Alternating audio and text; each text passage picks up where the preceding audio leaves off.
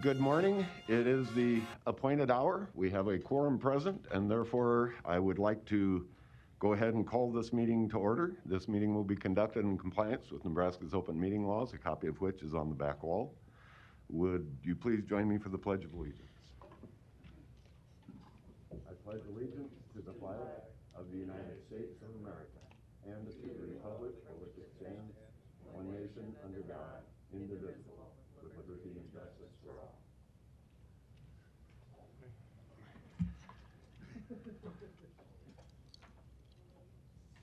We will be meeting in 3 different capacities this morning, the first of which is as the Board of Equalization.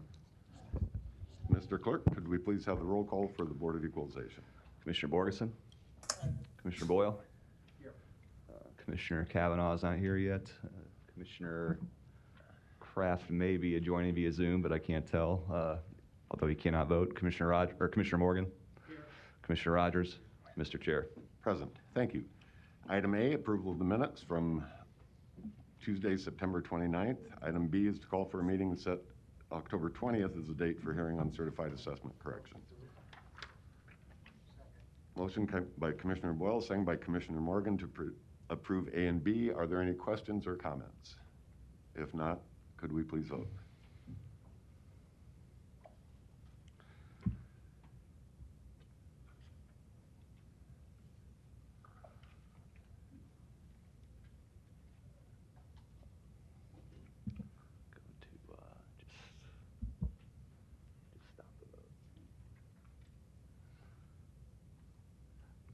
Commissioner Kavanaugh has joined us. Motion passes 6-0. Thank you. Citizens' comments. Would anybody like to address the Board of Equalization on any item not on the agenda? If not, we move down to Resolution D. Have quite a few items on there. We could probably consider items D through I in one motion, if the board is comfortable with that. Second. Motion and a second by Commissioner Borgeson and Boyle to approve items B through I. Questions or comments to any of these items? Then could we please vote?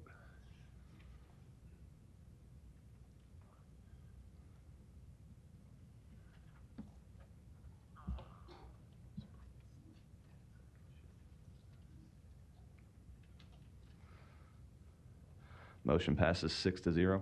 Thank you. Item J is a presentation from Monty Bowman. Is Mr. Bowman present? I do not see him, Mr. Chair. All right. Well,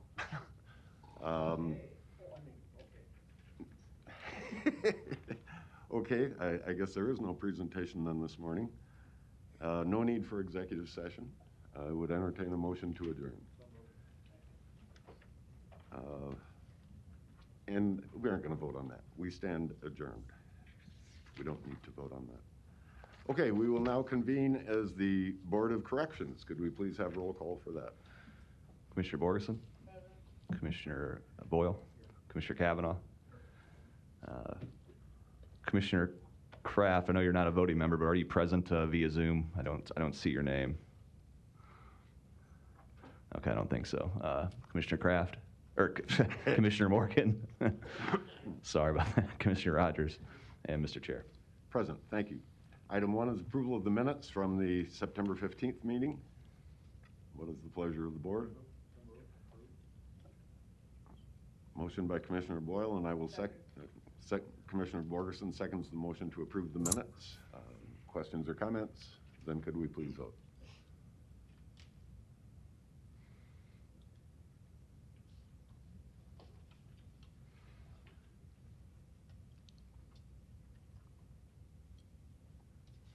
Motion passes 6-0.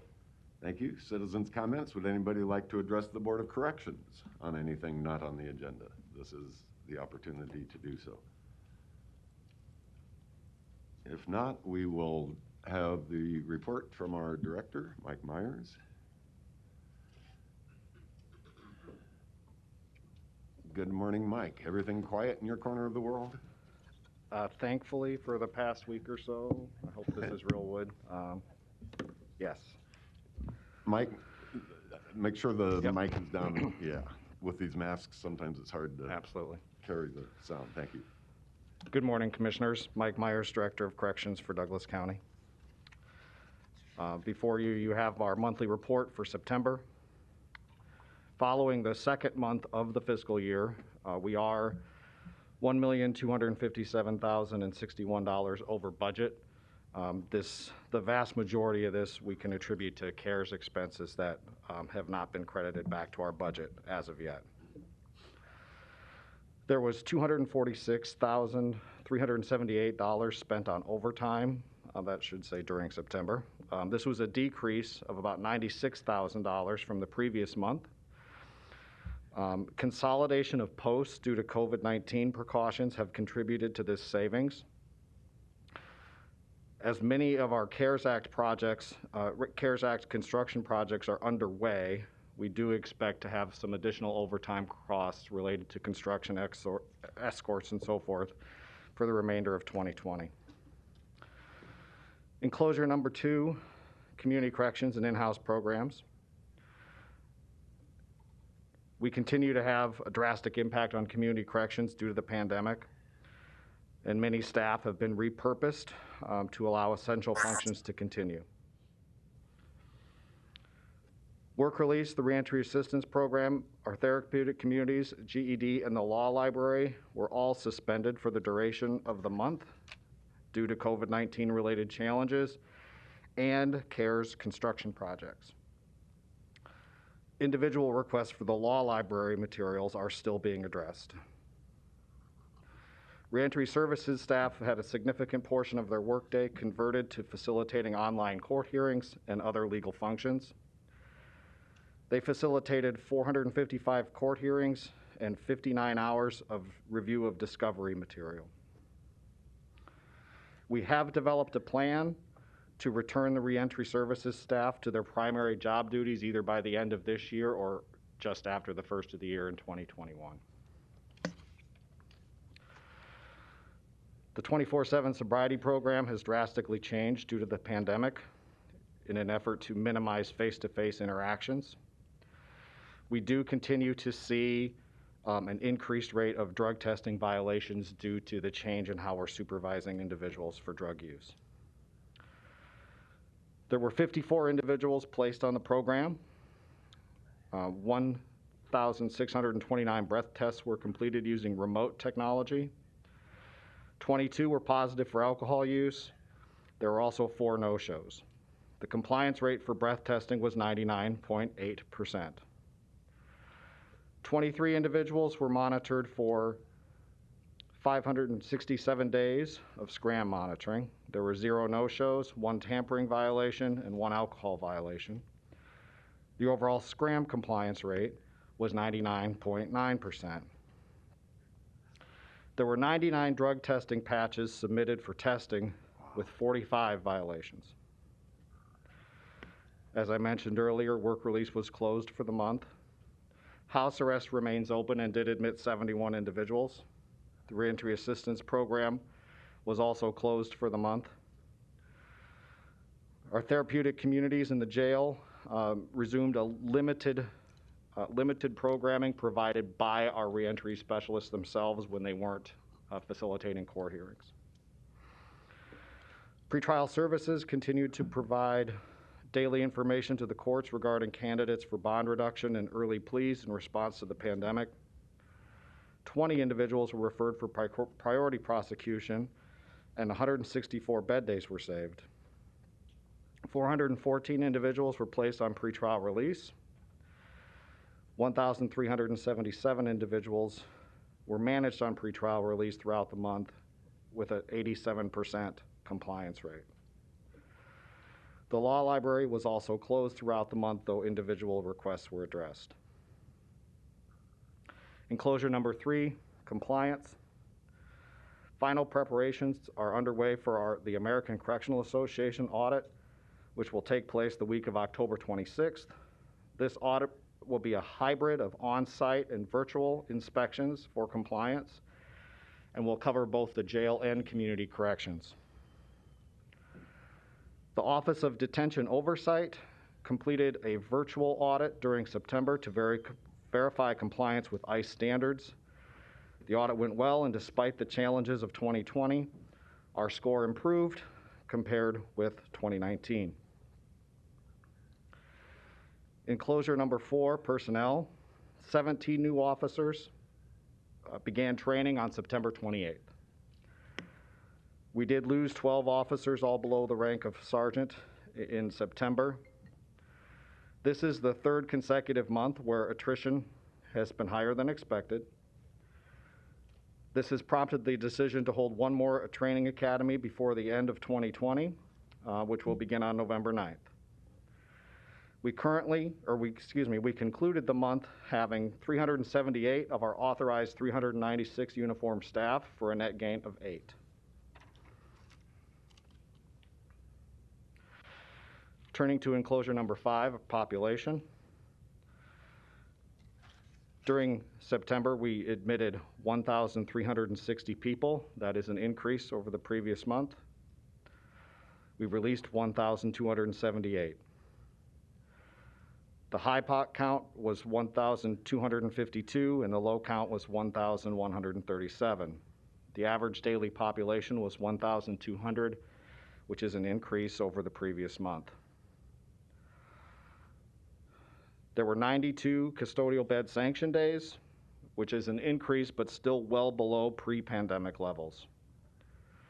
The U.S. Marshal population decreased, the ICE population increased, the felony pretrial population increased, the misdemeanor pretrial population increased slightly, probation violations increased, and the female population increased.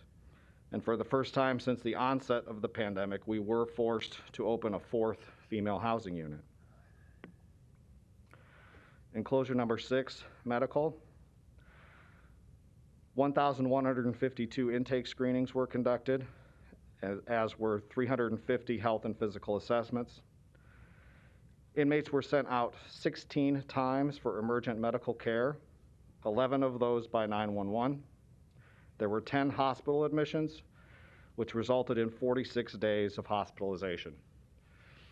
This was a quite busy month for off-site medical care. That was 46 days of combined hospitalization represent, in essence, 46 days of taking enough staff to operate a whole nother housing unit just for that one person. So that is a hidden cost of the medical care for the folks that are in our care. Enclosure number 7, mental health. There were 90 initial psychiatric assessments. There were 105 initial mental health assessments, 42 mental health infirmary placements. There were 2 referrals to the Board of Mental Health and 4 transfers to long-term psychiatric facilities. Other noteworthy items. The Department of Corrections continues to respond to the COVID-19 pandemic. Our COVID-19 impact greatly improved during September. For much of the month, we had 0 staff with confirmed cases, and the cases among our incarcerated population decreased dramatically as well. Several CARES-funded renovation and improvement projects are underway and will continue for the remainder of 2020.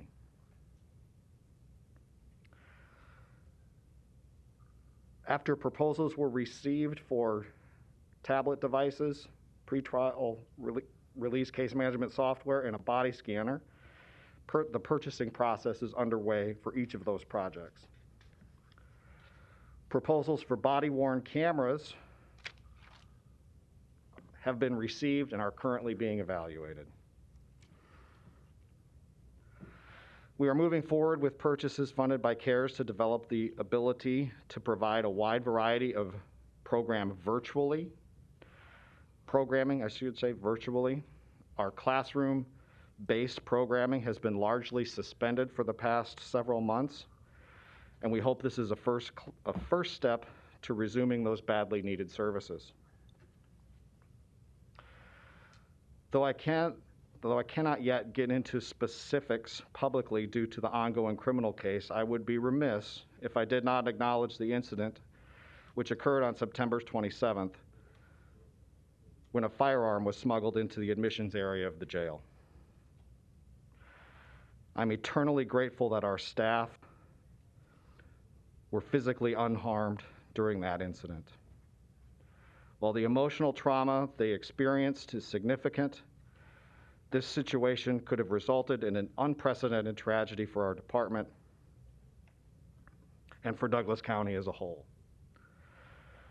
We will continue to provide support and resources to all staff who were impacted for this event for as long as it is needed. We made immediate changes to our own processes and for our expectations of the local arresting agencies.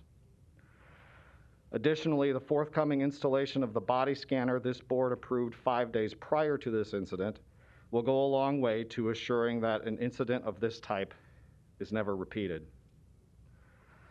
We have had ongoing discussions since this incident with local law enforcement agencies, and we will coordinate a meeting with those agencies to assure that our collective policies and expectations are consistent after the body scanner is operational.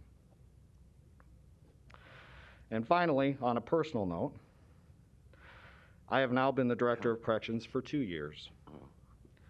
And while I could have never imagined the challenges our department has faced during my tenure, I remain grateful for the opportunity to serve our staff and Douglas County in this capacity. I am fortunate to work at an agency filled with people who continue to respond to challenge after challenge. It is inspiring to be surrounded by people who consistently display commitment and compassion during the most challenging times the corrections profession has faced in decades. With that, I'm ready for any questions. Thank you, Mike. 2 years. Time flies. Questions for the director from any commissioners? Commissioner Kavanaugh. Thank you. And thanks for this. I really appreciate the progress that you've made on the reports that you give us. You know, I ask you pretty much every time you come before us relative to staffing, and it looks like we're holding our own. Is there any end in sight in terms of getting to the authorized level of staff?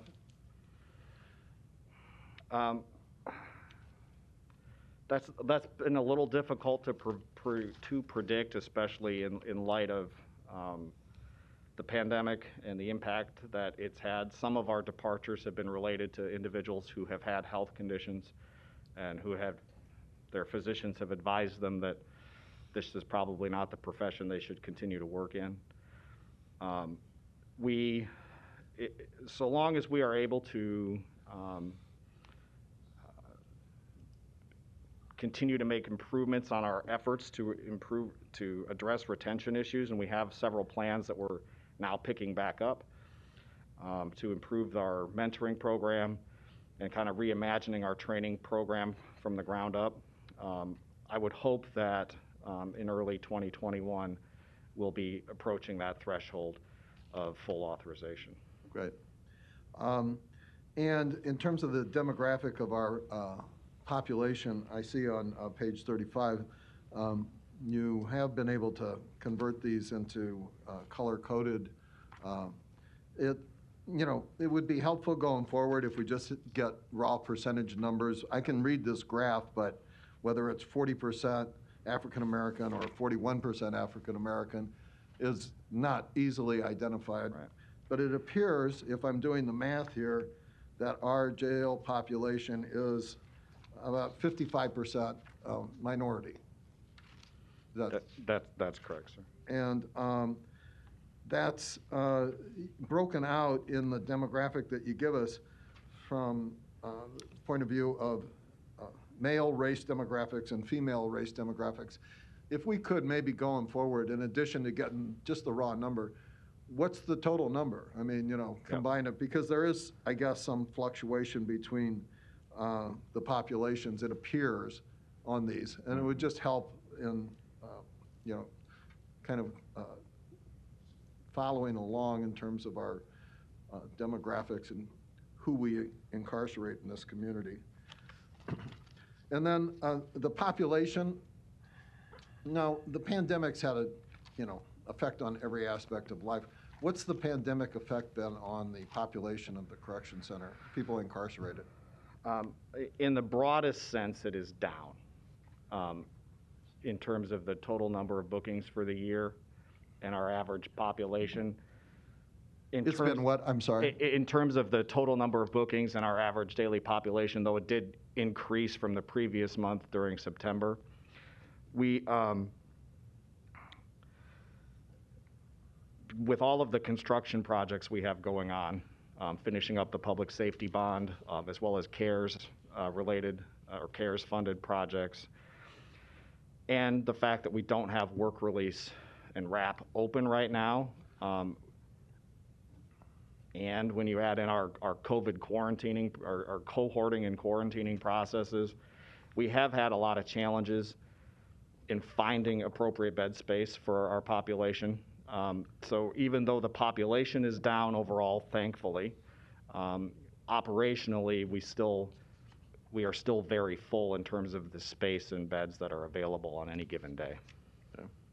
And finally, this disinfectant robot that we are going to purchase using CARES funding, is that in place or is it coming? How long is it going to take us to get that online? I believe once you approve that, we should have it within the next week to 10 days. And it's actual multiple units that we'll deploy throughout both community corrections and the jail.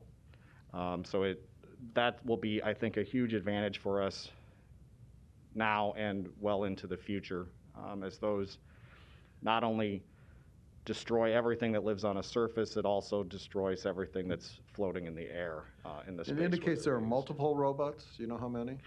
I believe we're getting 16 of them because the jail is a very, very large place, and it does take each one a little bit of time to disinfect an area, especially the size of our housing units. And that comes to $1.2 million, a little more than that, on top of the $4.3 million in CARES dollars that we've already dedicated to corrections, right? No, that's included. Included in Correct. the 4.3? Yep. Okay. Thank you. Commissioner Boyle. Thank you. First of all, my congratulations. It just kind of seems like 2 weeks, not 2 years. I'm sure it seems like 20 years to you. But you don't seem any worse for the wear. You're doing a great job. Your attitude, you're positive, and I know that spills over into the people that you care so much about at the facility, and we all do. So thank you very much for your service. It's just been incredible. You've done a terrific job, and you're still doing a terrific job. I wanted to ask about on the alcohol testing program. When someone violates, are there sanctions that are issued, and if so, what are they? Yeah, for the individuals who are on the alcohol testing protocol, their first sanction is just a 12-hour stay, and then a second sanction is a 24-hour stay, and then a third sanction is you stay until you explain yourself to the judge why you continue to drink on a program that it prohibits drinking. Okay, so there is a price to be paid. I have a lot of empathy for people that slip, and I haven't, but I know I can imagine how that is for people, and particularly in these days when things are so difficult with all the other problems going on.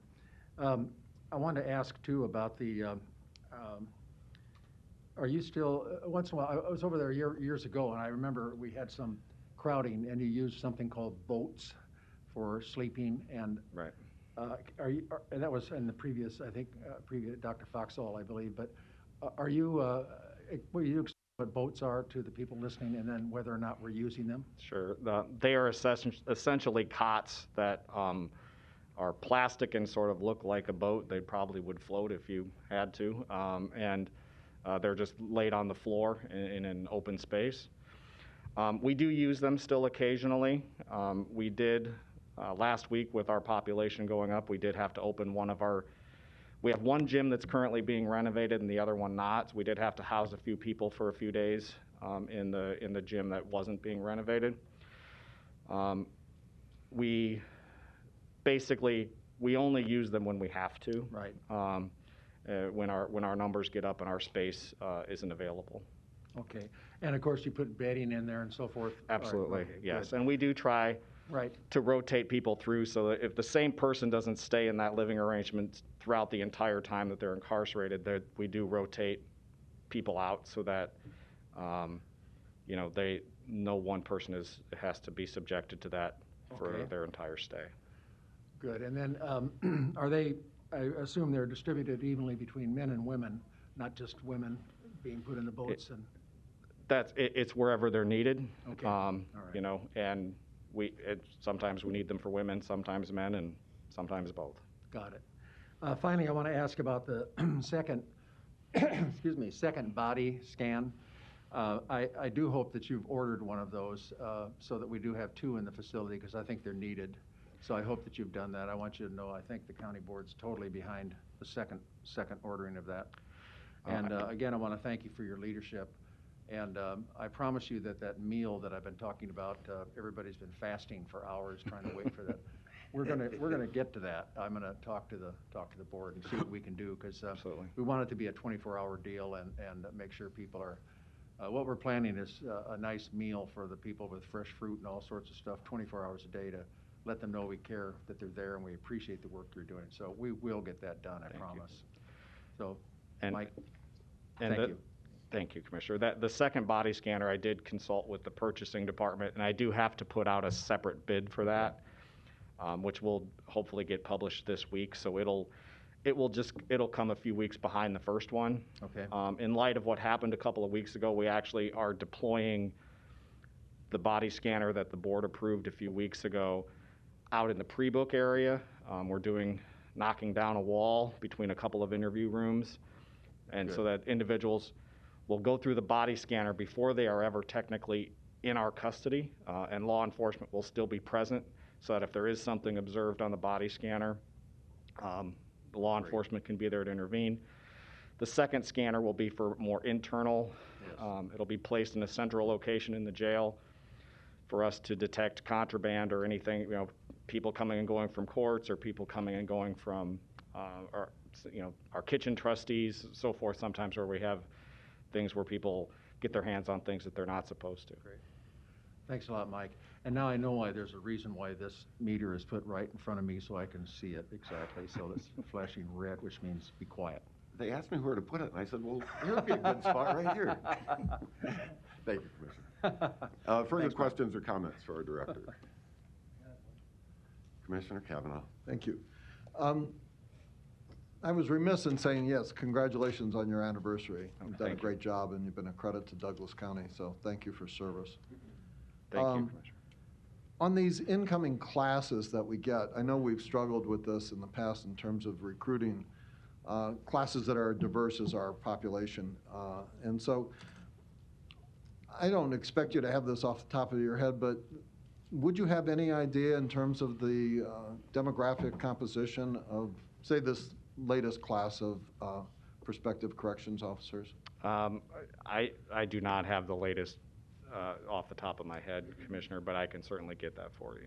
Maybe going forward, like we do on the census population of inmates, give us some idea of what the population racial demographic breakout is among the corrections officers as well. That'd be helpful. Absolutely. Thank you. Yep. Further questions or comments for the director? All right. Thank you. We have no need for Thank you, executive Mike. session that I am aware of, and therefore I would entertain a motion to adjourn. So move. And we will stand adjourned as the Board of Corrections. We will now convene as the Board of Commissioners. Mr. Clerk, could we please have the roll call? Commissioner Borgeson? Commissioner Boyle? Commissioner Kavanaugh? Commissioner Kraft is absent. Commissioner Morgan? Commissioner Rogers? Mr. Chair. Present. Thank you. 1A, approval of minutes from Tuesday, September 29th. B is approval of claims submitted for payment through Tuesday, October 13th. Motion by Commissioner Borgeson, second by Commissioner Boyle to approve items 1A and B. Questions or comments to either of these? then could we please vote?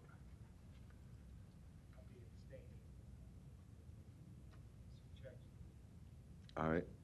Commissioner Morgan will be abstaining because the check is written to his company.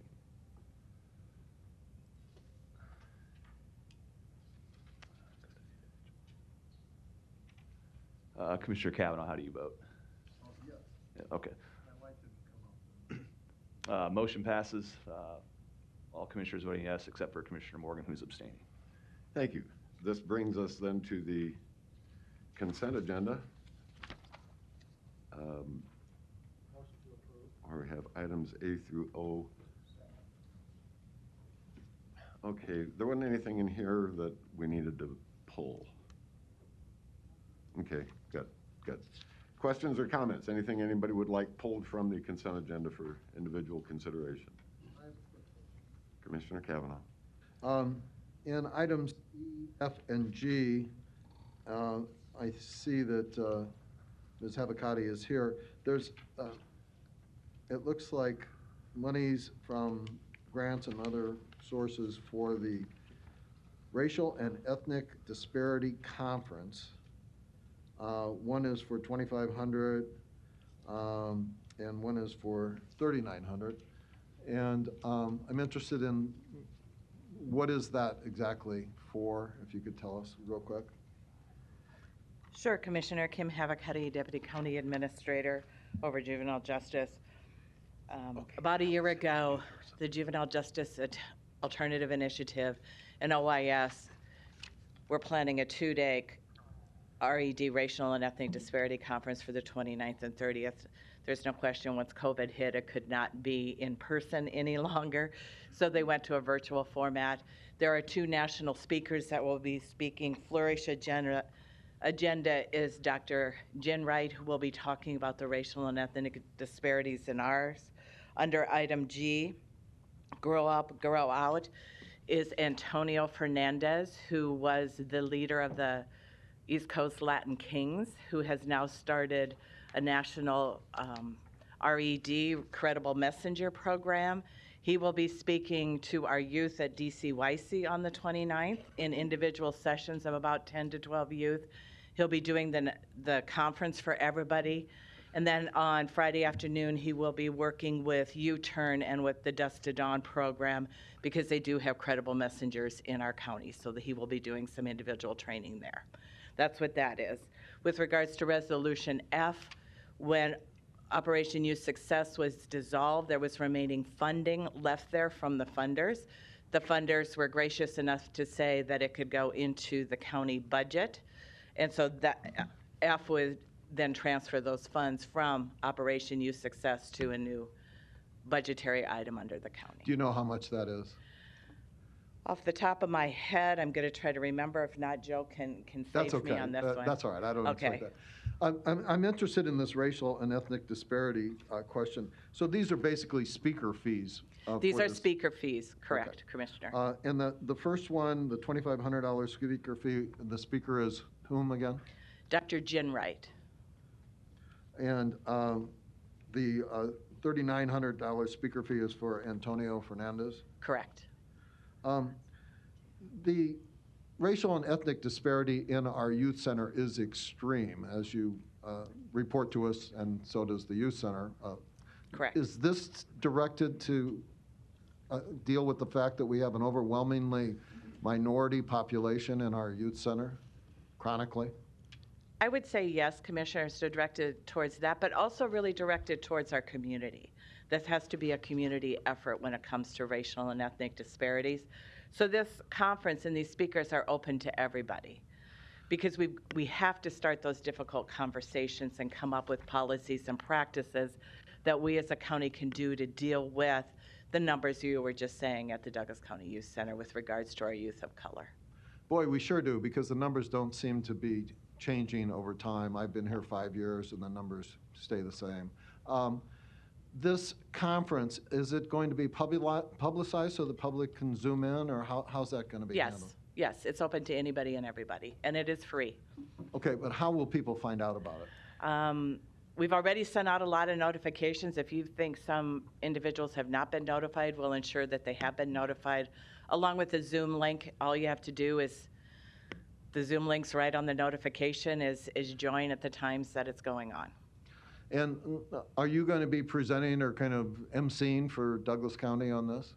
That is not my intention, Commissioner. Because there is a special group that has been working on this conference for the past year. They will be doing a lot of that work in the introduction of speakers, because that's the group that really has put this together. And I'm sure we probably got something, but could you make sure that we got another notification, kind of a Zoom link for this? Sure. I'd like to pass it on to people in the community as Sure. well. I will make sure one gets sent out today for all of it. And this is October 29th and 30th, 2020. Correct. Thanks. All right. Thank you. Commissioner Boyle. This is a very important conference, and I'm very much in favor of it. I think, to me, what this highlights is what, it's kind of the elephant in the room, and that is that, you know, we need to do some things, and we're all committed to this, I know, to try to prevent what's happened over all these years. Because, as I've said many times, and others here too, I think, you know, poverty, lack of jobs, the problem of lead that's contaminated the bodies of so many children, and mostly on the north side of our city, has contributed. There's so many factors that contribute to the situation in which we find our children. And we need to take better care of our children. We need to talk to other levels of government, the city, the state, and I think we need to come up with an aggressive program to do even better than the city is with providing job training, with Metro Community College that does a terrific job with job training and all these things. We're all trying to do our best, but it's pretty disjointed in a lot of ways, no criticism intended. But I think as long as we don't have some kind of a master program to try to do something, and I think there's other cities and counties that have done good jobs at trying to end poverty in real serious ways. You know, I know I was talking to Commissioner Borgeson about this last week, and there are some programs around the country. She's in a great position to see these as the national president of the county association. And I guess what I'm really suggesting is that we start talking about expanding our horizons to try to figure out what we can do about stopping some of the problems. The high population is not going to go away as long as we have the conditions that we are subjecting our children to live in. It's just, to me, it's so obvious that we need to come up with something else. And you're a great person, a resource to have, so I appreciate that very much. But I just wanted to say that I think I'd like to, when we have a gathering of the county commissioners, maybe a retreat of some kind in the next couple of years after Claire leaves, she's so much in favor of these.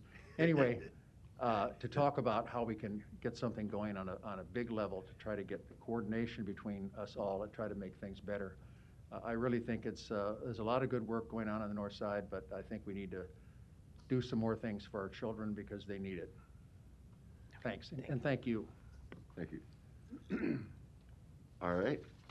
There is one item on the consent agenda that is not ready yet. Item D5, allocation of Karzak funding for the purchase of 18 extra-wide single-tier lockers. This is for the county engineer. It hasn't gone to our Monday Karzak meeting yet, and there is a whole package for the county engineer, more to the tune of $150,000, that will be on our agenda next Monday at our Karzak meeting. This item should be pulled from consent for this morning and will be addressed with the rest of their package. Which item again, Commissioner? D5. D5, okay, thank you. Are the maker and seconder of the motion okay with that? Yes. As a friendly amendment? Yes. Yeah. Marianne? Okay. All right, then, would anybody else like to address anything on the consent agenda before we vote? This is the opportunity to do so.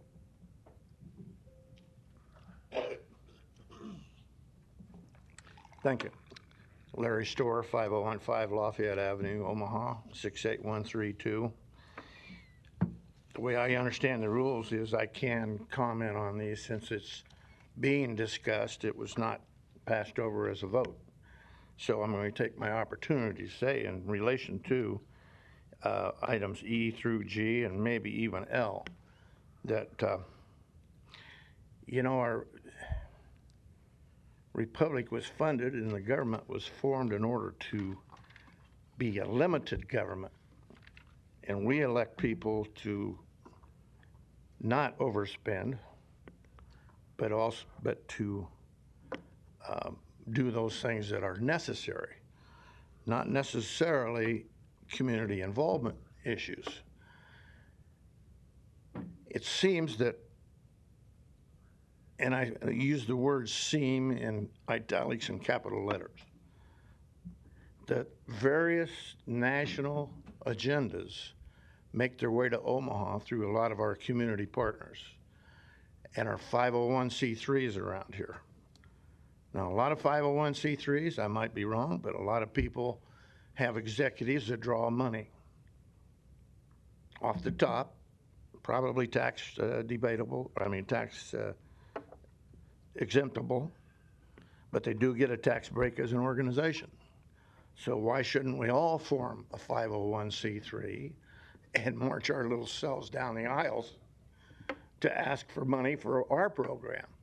Now, over the years, I'm 77. I have a different high school thing than most of you here, but I was a rat across the river, a rat in a room, Mike. But my experiences in volunteering with Boy Scouts and various other things ought to allow me to come down here and request a paycheck for asking for money to do this or to do that. So I'm opposed to these things without a serious, full discussion, is my point. Debate versus discussion is a different thing. If we can have a discussion, like Mike and I do sometimes, it might improve the overall appearance of our government in this town. But, are all of these things absolutely necessary? I think we elected you to restrain your spending, not to expand your spending because somebody wants to start a program.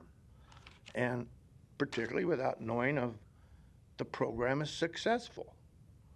And I don't know that we authorize transferring money from one part of your budget to another part of the budget, such as Omaha Youth Success, which, by the way, had its roots in a national organization for behavior modification, which didn't pan out, particularly down in Lincoln.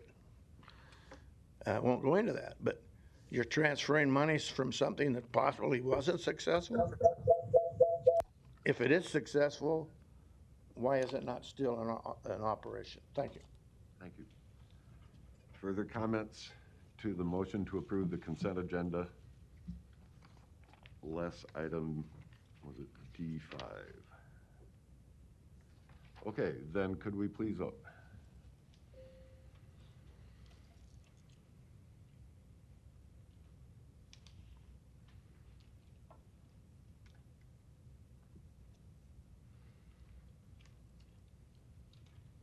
Motion passes 6-0. Thank you. There is one emergency add-on item for the board's consideration this morning. Patrick, can I ask you to kind of help set the background here? This has to do with these disinfecting robots for the jail that we were discussing. We would like to proceed quickly with purchasing these, and it is not on the agenda. I'm going to have Mike Myers come up and talk about that. Thank you.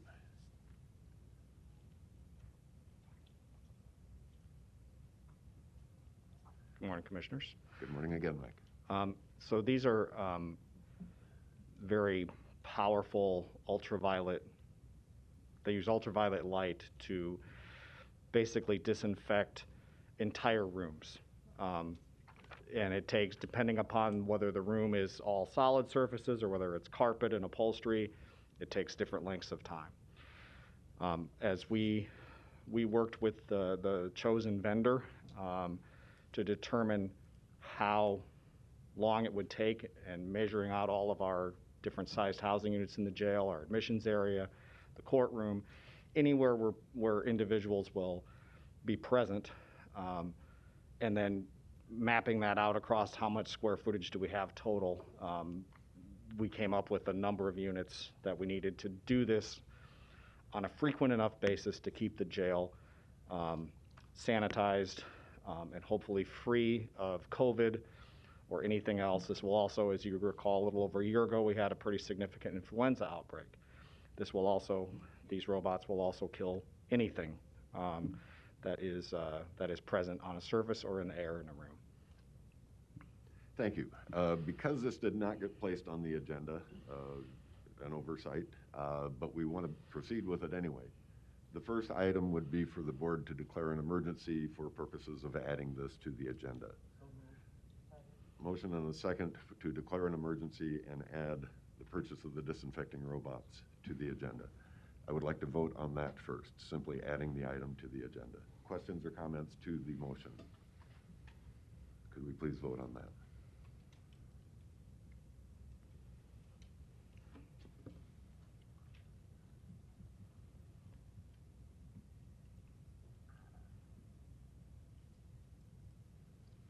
Motion passes 6-0.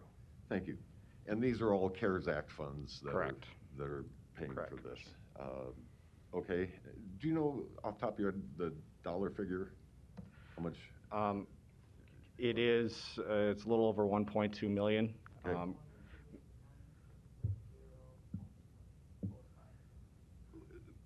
Would you read that again? Slow.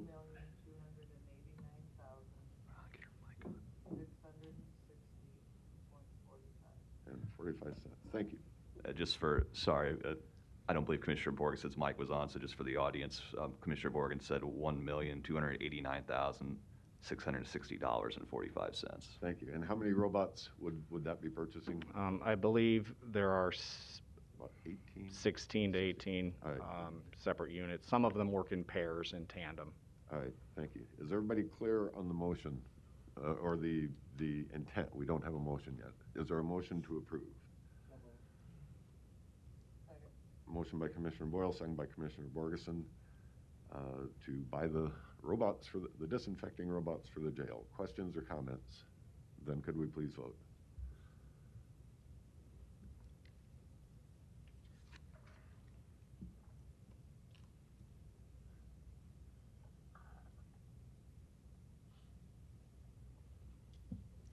Motion passes 6-0. Thank you. Thank you, Mike. Commissioners. Commissioner Boyle?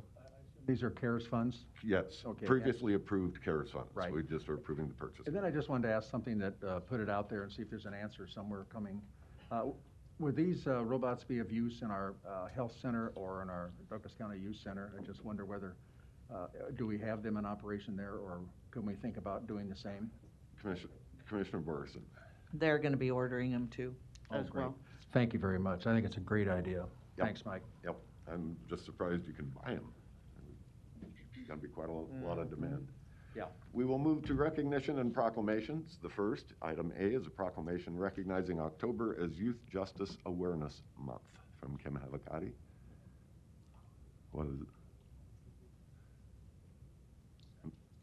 Motion by Commissioner Rogers, second by Commissioner Morgan to approve item A. Anything you wanted to add, Kim? No, Commissioners. We do hope to have a press conference tomorrow with regards to the Youth Justice Awareness Month, on what we're all concentrating on and working on with regards to our programs and services to aid our youth in our county. Great, thank you. Questions or comments to the motion? Then could we please vote?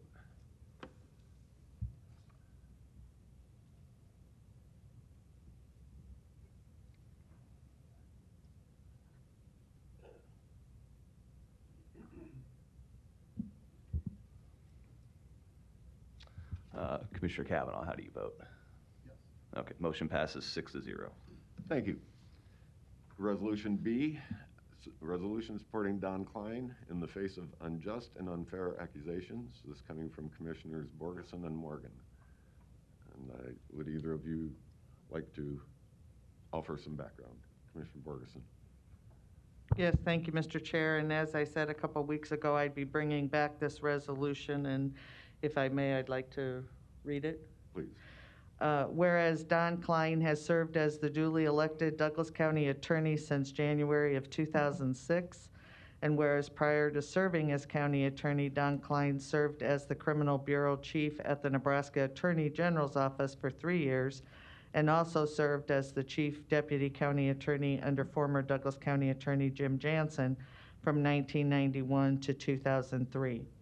And whereas over the past 3 decades in public service, Don Klein has been highly respected and well-liked by those within and outside of the legal profession in Douglas County and across the entire state.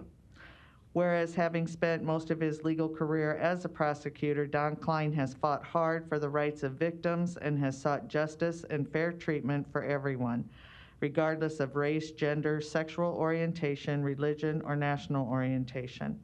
And whereas September 26, 2020, Don Klein was accused of acting in a way that perpetrated white supremacy. And whereas Don Klein has always followed the law and used his best judgment when making charging decisions and has always acted in a professional and ethical manner in handling of cases. And whereas this board wishes to express its strong support of Don Klein in the face of these unjust and unfair accusations. Now therefore be it resolved by this Board of County Commissioners, Douglas County, Nebraska, that this board hereby expresses its strong support of Douglas County Attorney Don Klein in the face of these unjust and unfair accusations dated this 13th day of October 2020. And I would move for its approval. Thank you. You seconding that, Commissioner Murray? Can it? All right. And I also want to say that, over 10 years, I have been a strong supporter of Don Klein and his tremendous work in our community and his staff.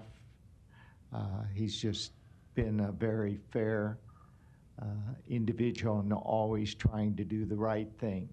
So I just want that to be on the record. Thank you. Further comments from commissioners, and then we will open the floor up to anybody from the public. Anybody? Commissioner Kavanaugh. I've known Don Klein for 40 plus years, and I consider him to be an honest public servant. I've even honored him at my annual St. Patrick's Day brunch. We're friends. This is not what we need to focus on. 1 year ago, we hosted a historical symposium right here on the centennial of the 1919 lynching. And the message was, at that time, looking back, remember that cynical people used race to divide us. And don't let that happen again. We need to unite our community and focus on fighting the pandemic that threatens us all. We need to help people with rent and utilities and food assistance during this tough time. This isn't helping our community. We're better than this. And Don Klein doesn't need this resolution. We need to focus on what's important here and not on divisive racial arguments that divide our community. So I will abstain on this. It's not an honor to Don Klein, and it doesn't do credit to Douglas County. Thank you. Any other commissioners? Commissioner Boyle. Well, I didn't have to really think very hard about this resolution. I don't feel that Mr. Klein needs this resolution either. Several years ago, there was a vacancy for Douglas County Attorney, and this county board has the power under state law to make an appointment. And I considered myself the champion for Mr. Klein and tried to get the votes to put it together to get him appointed to the position, because he is an excellent attorney, and it was a very raw political vote. It was there were 4 Republicans on the board and 3 Democrats, and the vote was 4-3 for Stu Dornan, who, as it turned out, really did a terrific job, and I've come to know know him well over the years, and I have incredible respect for this attorney. Stu Dornan is an excellent attorney, and oddly enough, he was the attorney that represented the other side, so to speak. So I've wrestled with this because I don't want to send the wrong message, but I think we need to quit pulling back this scab. Just because the Nebraska Democratic Party, in a text that I sent to the county attorney's office and some of my friends over there, just because they acted like stoops doesn't mean that we should drag this out any further. I really think it is not good for the community to continually consider this this action. I think it's over with. But I do have to say, I am a little bit, not a little bit, I'm a lot jolted by Mr. Klein's public vote for President Trump. Of all the people to support, I'm stunned by that, I do have to say. So let's just not pile on and make this worse than it is. I think we need to let this scab heal, move on. The Democratic Party, state party, was stupid in doing this, and if anybody should be condemned, it should be them. And I'm very disappointed in the leadership of the party. I think they just miscalculated this. They stepped in a big pile that they should have seen coming. So with all due respect for all the parties involved, I too will abstain. Thank you. I would like to make one minor correction. May I speak? May I respond? May I speak? I would like to make one minor correction to your historical perspective of the appointment of Stu Dornan. There were 5 Republicans on the board at that time. Commissioner Borgeson voted for Don Klein. It was not a straight party line vote. Well, I mean, it is significant that it did not go on strict party line. So I just wanted to make that clarification. Okay. Now, at this point, I would open the floor, the speaker up to anybody from the floor that would like to address this.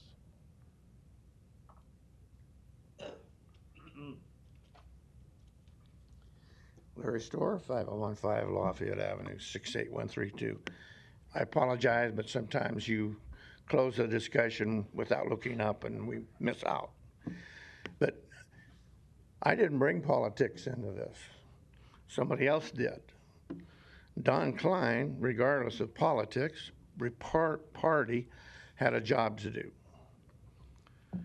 But popular pressure and the rush to democracy demanded that he do something different than what the law required him to do.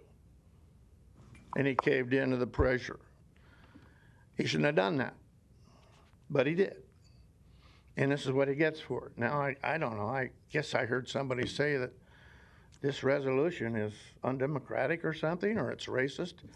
I don't know. I didn't bring all that up. Somebody else brought that up because Don Klein did his job. We don't pay you people to make decisions based on democracy and the popular opinion. We pay you to do what's right. He should have been allowed to finish his job. Now, if we're going to try people on that occurrence and things, then we ought to have an open trial here and discuss the people that know Jake Gardner and knew what was in those videos that we did not hear about because we don't all pay attention to the news. But there is a friend of Jake Gardner's that he stayed with that knows him and knows the story that you haven't heard. Don Klein was prevented from getting that out. So please, take the politics out of it. And like Patrick Henry said, take the rat in the room out of it. Politics has no part in this. You either support Don Klein as the county attorney or you don't. You vote him out if you don't. I'm not allowed to say a lot of things because my representative, I'm only supposed to vote him in or out. I'm not supposed to do anything else about it. Representative government. So therefore, I can't force anybody to vote for or against Mike because he's not my representative. Thank you. Thank you, Larry. Anybody else wishing to address this item? Good morning, ma'am. Good morning. My name is Cheryl Weston. My address, 1811 Emmett Street, Omaha, Nebraska. And I'm here to speak on this resolution for myself and others from my community, which is District 3, and others that I know who aren't in my district. This is nothing more than a political resolution that does not belong in this issue. Klein, and I know him personally, and I know him through instances that involved my grandson. He is a grown man that took on a political position, was voted in, and just as the individual, I do agree with you, Boyle, the Democratic Party did their kind of thing, but the individual that was regarded, I believe his name was Mr. Fox, he has a right. We have a First Amendment. He had a right to say what he wanted to say.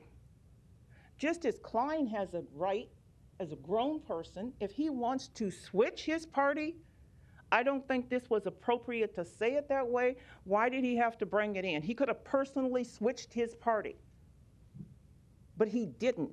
So he put himself in this position as well. But I don't think it's the Douglas County Commissioners to give a resolution for an individual that should be able to handle it on his own. And for you, we're people that put you, voted you here, and yes, you came from a district, but you were here to represent all of Douglas County individuals. This is not part of your job to bring up resolutions like this. This is political, and you need to leave it in the political arena and end it. And if Klein wants to become a Republican, God bless him. If he wants to support Trump, God bless him. He's going to need it. But the point gets back to, this is not part of your job. And you don't need resolutions like this. This is nothing more than political points for the party that he chose. And how do we know who he voted for anyway? Unless he said so, just because he was in that party affiliation. And I think it's wrong to say, okay, Klein, he made a comment, he did get to do his job. He rushed to judgment. And he made an accusation against the prosecutor. Was that right? No. So I think that this resolution needs to be down. And I would say to Kavanaugh and Boyle, I didn't really appreciate you abstaining. You need to vote and tell the people how you voted, if you vote for it or against it. And anybody else in this room needs to vote one way or another. And this needs to die here and now. And it is despicable that we are bringing issues like this before the public when you guys need to be involved in so much more that is affecting the community, so much more, and not to stand for a gentleman who, as I said, I know him personally. You don't need to do that. He can stand on his own 2 feet. And if he wanted to take and join a party, he should have taken that and did it. But this is not your responsibility. Your responsibility is to us, the people in the community, and to take issues with our correctional center, with our youth, with our CARES program, with people who are suffering because they don't have a job and they don't have food and they can't pay their rent. That's what you need to be doing, not this senseless stuff of standing for someone that you have to feel like you have to say how great it is and what your feelings are. That stuff needs to stay outside of here. And get back to your job of taking care of the citizens of Douglas County Commissioner, which you were elected to do. Thank you. Thank you, Ms. Weston. Good morning, sir. Good morning, thank you. My name is Mark Von Drossik. I'm not going to give my address because political activists in this city harass me and threaten me, and I don't want to give my address for that reason. I want to start off by saying there's an episode of The Simpsons in which the children riot and the principal stands before a broken window and he has a moment of reflection and he says, "Did I do this? Did I do something that caused the children's behavior to do this?" And then he quickly dismisses it and he says, "No, the children are wrong." And I just want to say I'm really tired of being told by people in positions of power that they don't understand how something could be connected to white supremacy. White supremacy is not just Klan hoods and burning crosses. It can be the way you cross your legs or adjust your glasses. It's very nuanced, and to pretend that it's not belies your intentions with a measure like this. I want to say that I have been screamed at on the street. People have screamed faggot at me on the street because I am gay, and I'm an openly gay person on the street.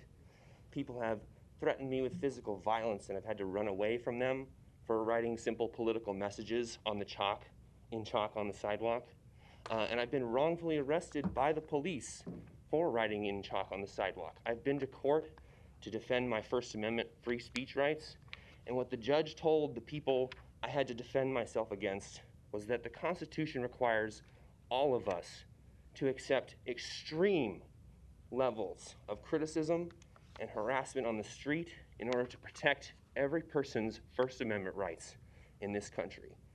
I have a constitutional responsibility to act reasonably and to not react in violence when someone screams faggot at me on the street. You are all in positions of power. Don Klein is in positions of power. You are on another level of acceptable criticism than what I am forced to face on the street. And so to suggest that a political party suggesting the short-term recent actions of someone could be construed as white supremacy or supporting white supremacy when one of the actors involved was a notorious white supremacist in this city is insulting to me to my core. Please withdraw this measure. Thank you. Thank you, Mr. Von Drossek. Would anybody else like to address this board before we consider action? Good morning and welcome, Senator. Thank you, Mr. Chairman, members of the board. I'm Ernie Chambers. My address is 1825 Benny Street. I am opposed to this resolution. I think it was unwise for it to be brought before the county board. A man who belongs to a certain political party got into a dispute with that party. He exercised his prerogative of leaving that party and joining another. That should have been the end of it. Don Klein threw the first stone. He is the one who petitioned the district court to convene a grand jury. As an officer of the court, as a person licensed to practice law, he is bound by the code of professional conduct. Anything he does in violation of that code subjects him to discipline. I listened to what Don Klein said. I watched what he did. He attacked a prosecutor who is black, who has 22 years of experience as a federal prosecutor. He knows his job. He took an oath as Don Klein took an oath. And Mr. Franklin, the prosecutor, the special prosecutor appointed by the court, did his job in accordance with the way he construed his oath and his responsibility under that oath. A decision was taken by the grand jury which went contrary to what Don Klein had done. Don Klein was miffed he stated, without having been present at any of the proceedings, that Mr. Franklin had not presented evidence showing that Mr. Skurlock had a propensity for violence.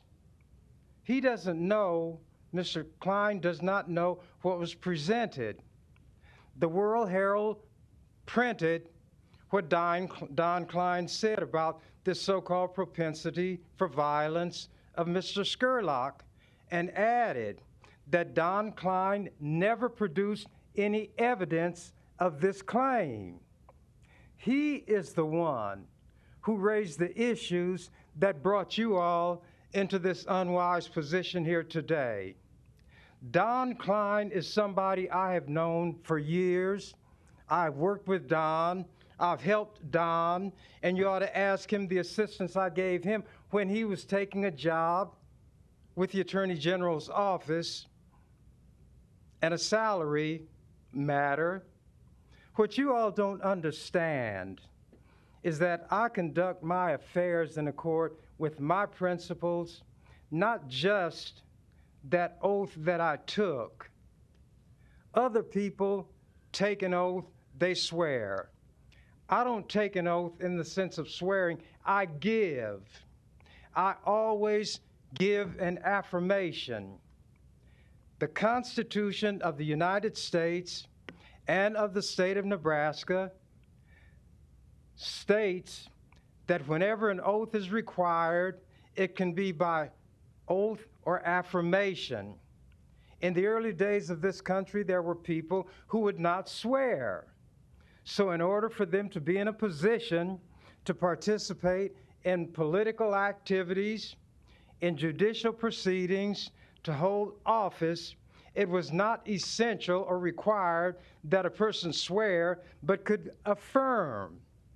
My affirmation is the giving of my word, and it binds me to my duty to a greater extent than that swearing by various other politicians. What Mr. Klein did was to throw the rock at the special prosecutor, Mr. Franklin, and impugn his integrity. Then when the ball bounced back that he threw against the wall, you all caught it, and here you are. What did Mr. Klein do that violated his professional ethics? That code says specifically, I guess I have to stop because the red light is on. We continue your thought. Okay, I'm not going to be here long, and I wanted to lay the You don't get to object, groundwork. Larry. I'm asking Thank you. respectfully. And I will be brief, very Okay. brief, because I want to make this point since I suggested it. Any lawyer who has been a part of an investigation cannot make what are called extrajudicial statements. In other words, statements outside of court that will be a part of those proceedings. Don Klein did that.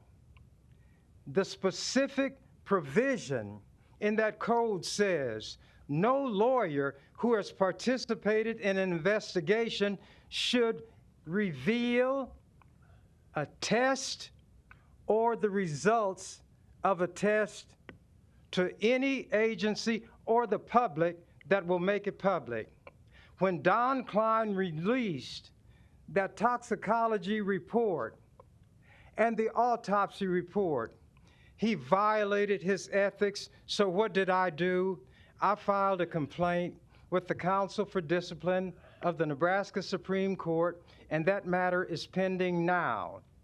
I was informed by the council that he has referred my complaint to Don Klein prior to determining whether there needs to be a full-blown investigation. Don't make a bad situation worse.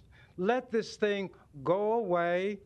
Let Don have his dispute with his political party. Let those people work it out. But you drew me down here today by what was done here. And I hope you will now exercise statespersonship and just let this go away. I cannot tell you what to do, but I appreciate the opportunity to be here. I thank you for giving me that little additional time, and that's all that I have to say. Thank you for coming down to share with us this morning, Senator. Anybody else wishing to address this item?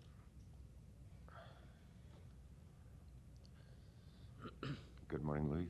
Good morning. Luis Jimenez, 3306 Birch Street. There is a lot of controversy on this matter, particularly on the case of Scurlock and Gardner. And so I'm kind of disappointed that the board would want to be part of the controversy for whatever reason. I want to outline some things that it's to do with summary. So Don Klein has been under fire through the summer for not immediately calling a grand jury to investigate the killing of James Scurlock by Jake Gardner, an altercation that occurred during Black Lives Matter protest in downtown Omaha. The move by Klein was seen by community activists as a dereliction of justice, and Klein's residence was the scene of a 36-day protest representing the 36 hours that it took the county attorney to determine that Gardner acted in self-defense. However, a presiding judge of the district court appointed a special prosecutor, Frederick Franklin. A grand jury was then convened, which delivered 4 criminal charges, including first-degree manslaughter. Gardner reportedly died by suicide soon after. Klein restated that he acted appropriately in a September 23 press conference. Franklin maintained that the facts of the case warranted criminal charges. The Nebraska Democratic Party said Klein perpetuated white supremacy. Klein then switched his voter registration from Democrat to Republican. And now here we are with this resolution. So it's been ongoing disappointment with this issue. And one thing that I just want to say is that I do think that Don Klein acted extra legally when considering this case. And it was very early on after Scurlock was killed in speaking with law enforcement and individuals pertaining to the case, and then making a decision then without bringing the facts to a grand jury. Thank you for listening. Thank you, Luis. Good morning. Morning. My name is Jesse Fisher. I live at 521 North 33rd Street. I'd like to express opposition to this resolution. I would like to kind of echo some of what I've heard so far, that I do not think it's appropriate that this measure be brought forward at all, that it seems unusual and inappropriate for an elected body to express support for another elected official in this way, that if Commissioners Borgson or Morgan want to express support for Don Klein in their own personal time, using their own personal platforms, by all means do that.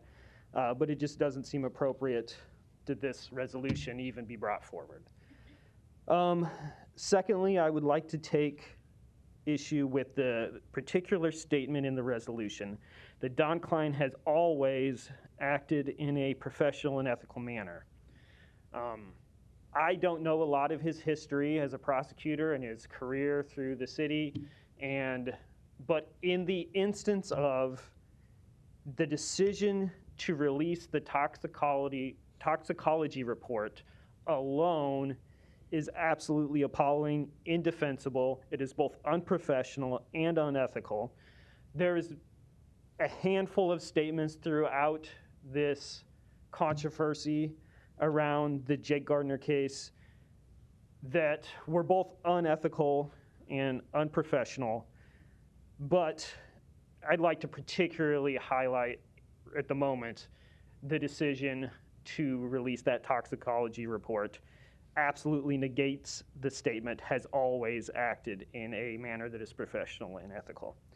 It is my understanding that this resolution was brought forward in large part in response to the statement by the Nebraska Democratic Party that was drafted or submitted by Jakeem Fox. I would like to say this, and I would like this to stick with you. In the years to come, when the future citizens of Omaha look back on this trying time, Jakeem Fox will be on the right side of history. Don Klein will not in this case. Thank you, Mr. Fisher.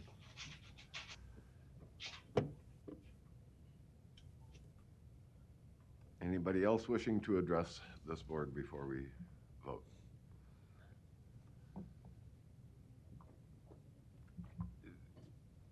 I'm going to ask you to be brief because you have already addressed this topic. Yes, but I would like to file a formal complaint on the rules. I'm not a state senator. When that red light goes off, you're supposed to shut them off. I've been shut off when the red light goes out. If I followed the rules, I wouldn't be letting you allowed speak right politics to go on after that. And one of the members, if not a quorum of the members on this body, should object to that. Okay. Thank you. Thank you, Mr. Storer. Would anybody else like to address the resolution under consideration before this board considers its vote? Seeing none? Okay. Oh, excuse me, Commissioner Borgeson. Thank you, Mr. Chair. Commissioner Rogers. Let me say that this is interesting. This is interesting. Things that are in play right now, things known and unknown. But let me say this. I think the intent of this is not to be political. I say that because the original resolution had some references to the Democratic Party in it. I asked for those to be removed. I asked for them to be removed because that chapter's done. Don's made his decision, and he's went to the Republican Party. Agree with it or not, that's fine. I asked for that to be out to take the politics out. Whatever decisions people want to make to some degree, that's fine. Only thing I can say is by asking for it to be out, I think I tried to focus on the person and the person that I know. I don't know if it's appropriate or not, but it's here. From the legal perspective, legal entities, the Supreme Court, all those ethical people will make the point. The only thing I know is I've known Don for about 20 years. I've known Don personally in respects to my family, my kids, when I was young and coming up. And I've dealt with him on all possible aspects. This is the same guy that's hired black attorneys and friends of mine upon asking. This is a guy when I've had issues with people in the district that had legal squabbles, that they've considered these and given them grace and given them a second chance. And this is the same guy that when this decision was made, who gave Councilman Gray and I the time to sit down in the office and give us the chance to make our case to him of why he should consider the grand jury. Despite what the case is about, that's not my rationale for my decision today, but abstaining or not, I think as a person, as a man, that my family has tried to bring me up to be. I've known this man for 20 years. And I know, other than the victims that have unfortunately died, I think I've known all the players in this, and I've had conversations with them. I've had conversations with the party and expressed my thought on that, and I think it needs to be left out of that. But in respects to today, I think words matter to some degree, and I do not know Don to be a white supremacist. So just for the record, no matter what anybody else does, abstaining, I don't know, Don Klein is a friend. yeah, I don't agree with his vote for Donald Trump, but you know, there's Republican friends of mine here on this board that we've differed on decisions that people want to do anything. So in asking some of those things to be removed from the party, this is personal. And if, you know, I had a friend and the friend asked me did I consider them still a friend and believe their integrity without anything, I feel I need to be able to look myself in the mirror and say that. So, you know, I'm gonna vote to support it, not on the politicalness of it, but because I and other people that I know and that in that district has experienced Don. I'm not gonna get behind the intent about the introduction or whether it should be here, but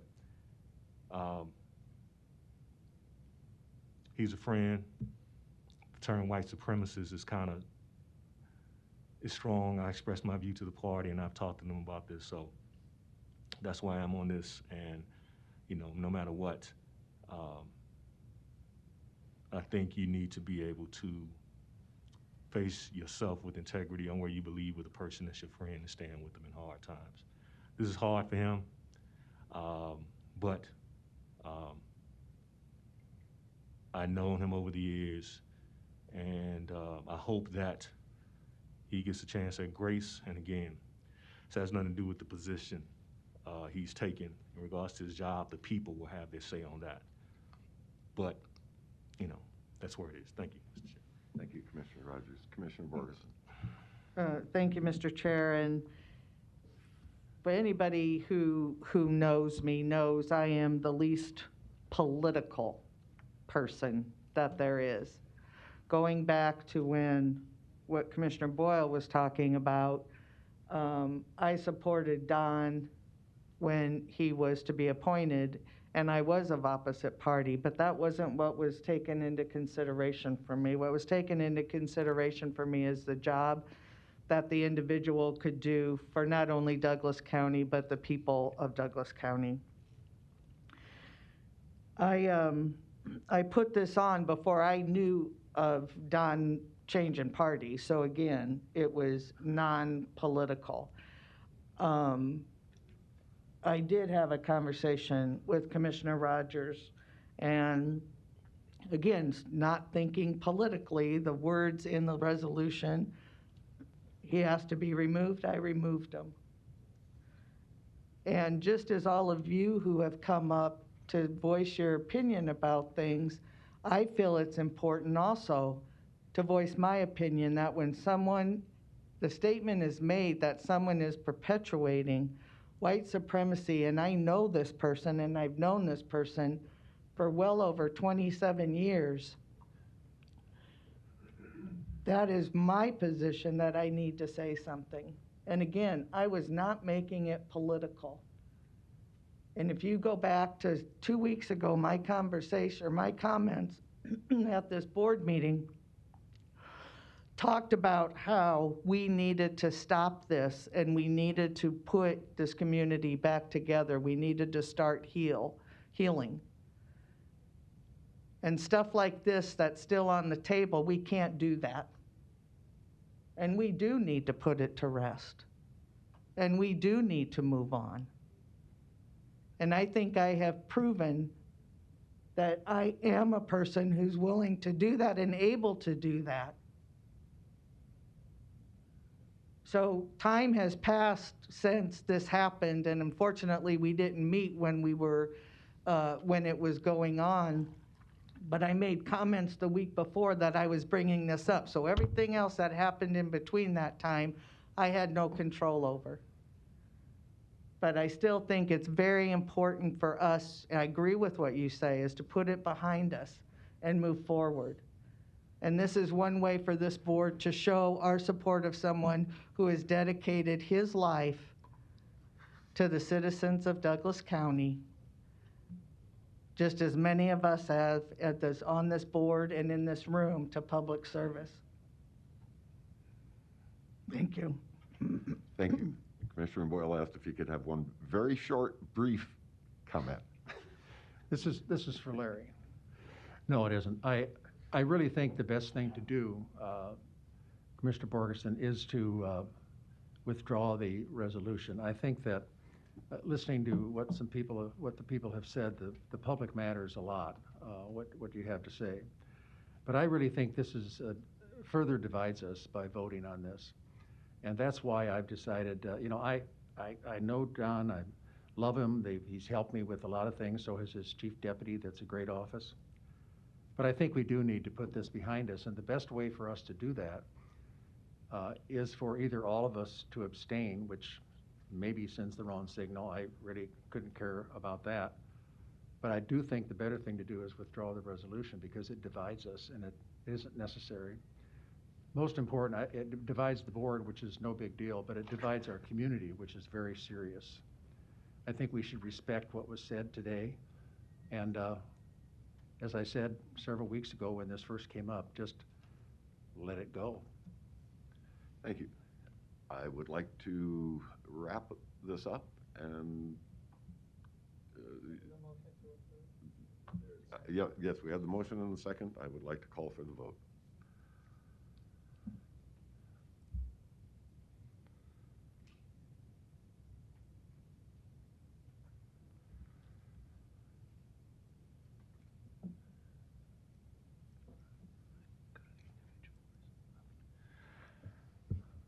Motion passes 4-0. Commissioners Kavanaugh and Boyle abstain. All other commissioners voting yes. Thank you.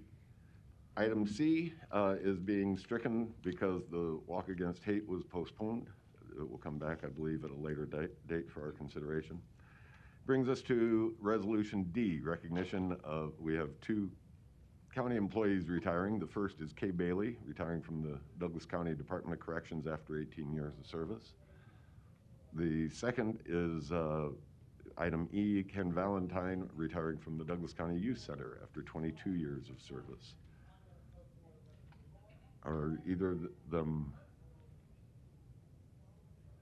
present? What is the pleasure of the board? For D and E? All right, I will second that. Questions or comments? And just give us a minute here and we'll get it ready for you. All right. Would you call for citizen comments? Okay. Couldn't hear you. Okay.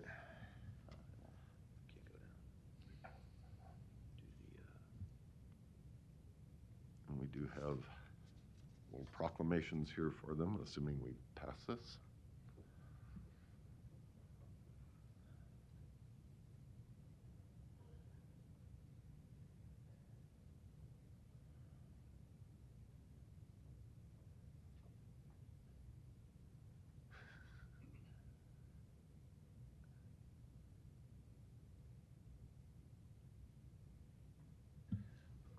Okay, thank you.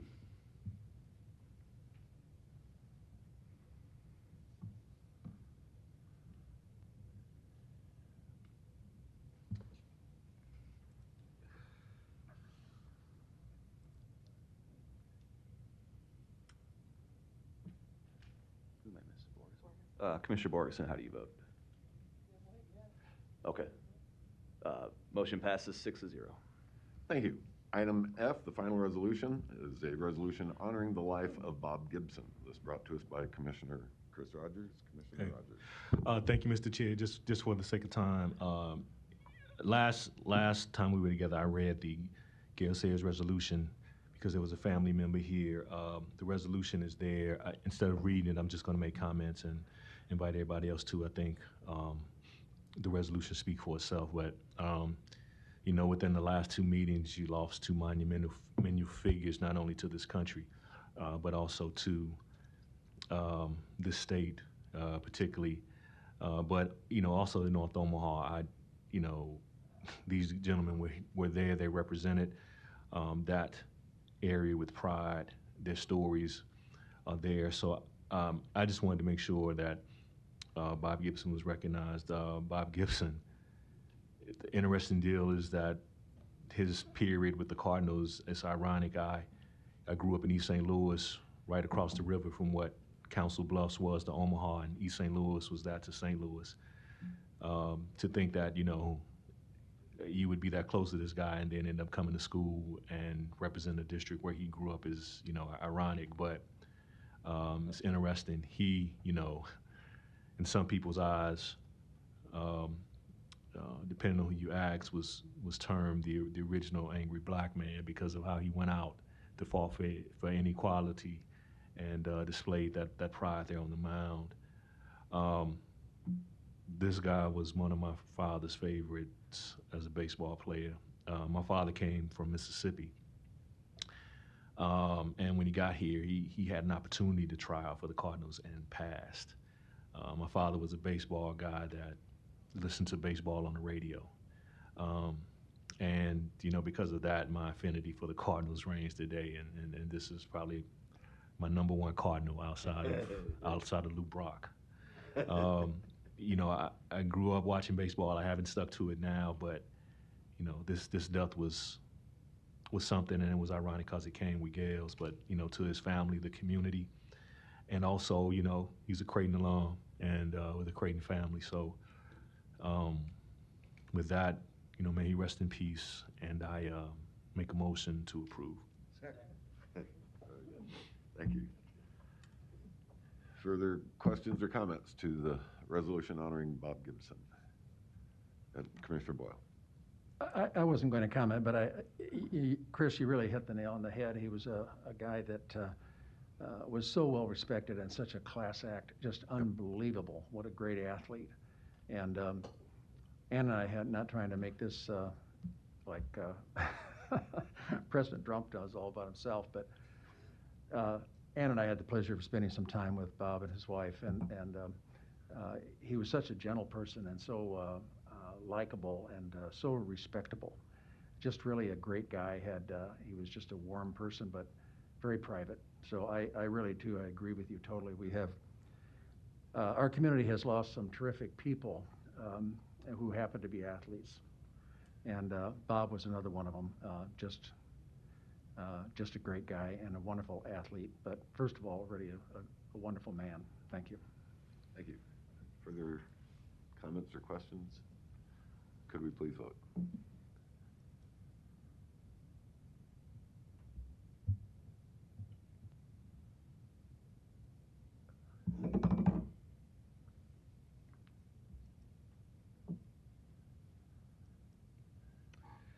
Commissioner Cap, okay. Motion passes 6-0. Thank you. Citizens' comments. Would anybody like to address this board on any item not on the agenda? This is the opportunity to do so.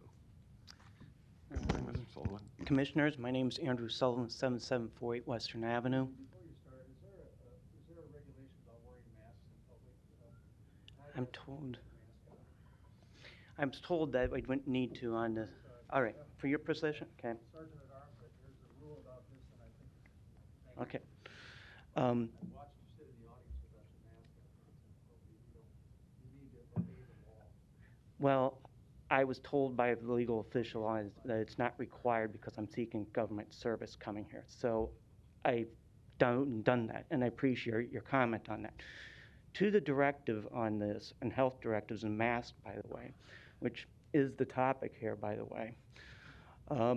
I've been watching the Douglas County Health Director on there, and I'm concerned that she doesn't have the skill set to interact with some of the other government bodies in this state. If you're going to do a health mandate on it, it's got to have set goals. It can only be temporary. It can't be permanent. It cannot be seen as a runaround. Eventually, the courts do strike these down because they don't work. There has to be a clear goal. In the matter with this on here, she was going to put down a mandate, and then the governor intervened, and then she backed away. So it went over to the city council, the Omaha City Council. And in doing so, the city council also asked, politely and so forth, pleaded with her, what's the measurements are we going to use? How are we going to determine when to end the mask mandate? And she didn't have an answer. She didn't have a plan. She didn't have anything. So she looked like she never had any intention to put forth an initiative or mandate at all. To make matters worse, the data that's coming in is showing us these masks don't do anything.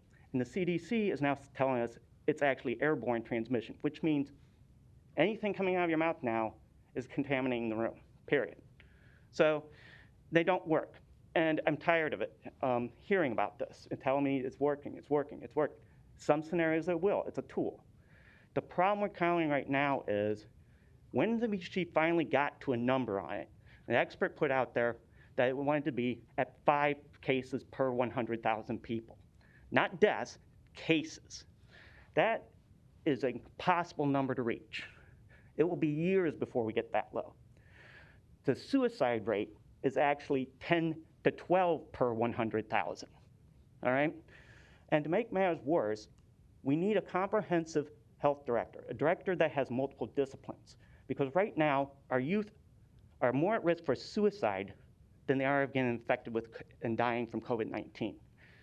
78% of the people in this county that have died from this disease are over the age of 65 or older. And many of them have health conditions on it. And it's sad.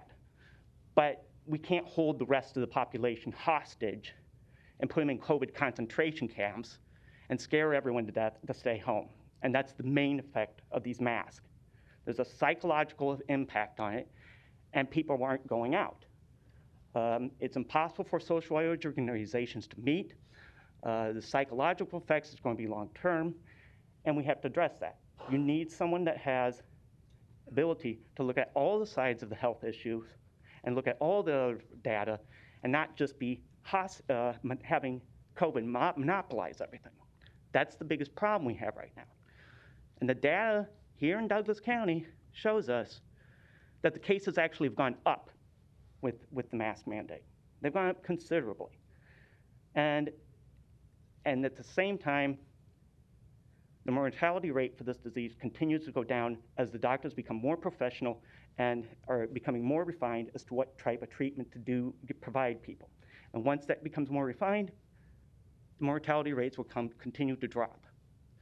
So the fear of getting sick is probably a bad thing, but there's a way to deal with that. I've mentioned vitamin D deficiency, because the people who get COVID-19 have substantial vitamin D deficiencies, yet the health director doesn't say anything about that. She's just a megaphone of the CDC. And I don't think that's good for us. We need someone that has understanding of clinical nutrition, someone that has understanding of psychology or sociology.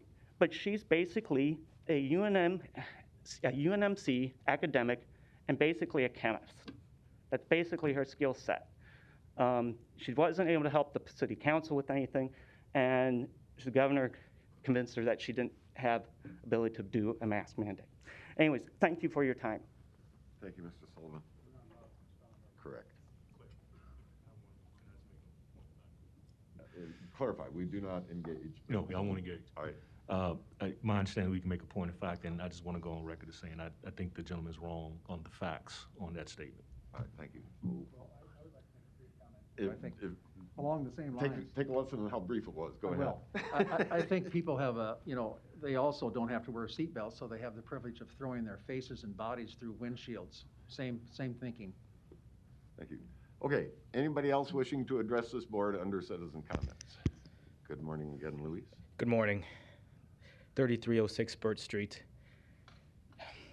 It's interesting that citizen comments is next, following your support for Don Klein and these other resolutions, because I have heard here in legislative chambers attacks on Dr. Adipur, questioning her professionalism, questioning her ability to lead the county as the health director, and who has been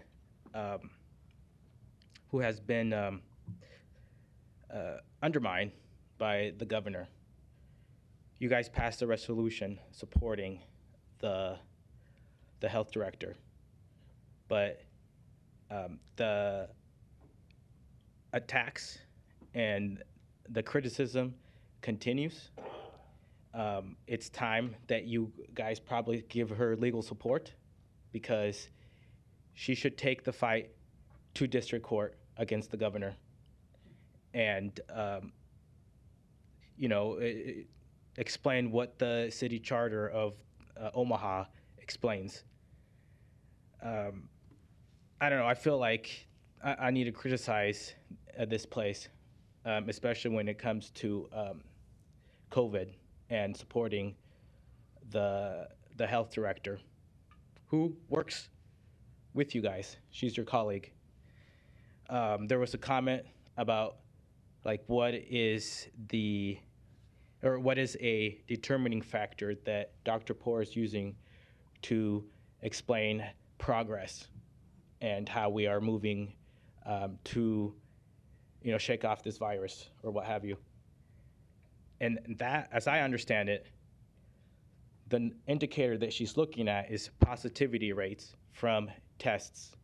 So if you have 100 tests and there's only 5 of them that come out positive, then that's a good thing. And you want to go lower than that. You want to go lower than 5%. So how that works is on a weekly basis, you guys are testing thousands of people.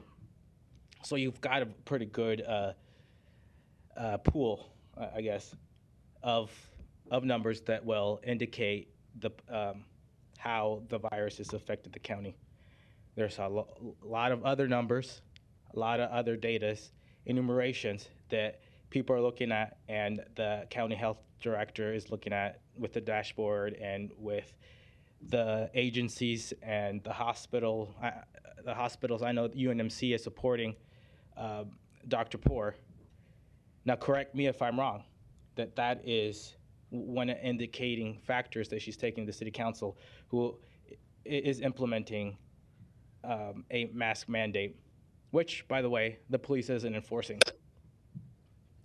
But I'll digress if I go into that topic. If there is another number that the county health director is looking at to explain to the council members whether a mask mandate and health directives are having an impact, let us know.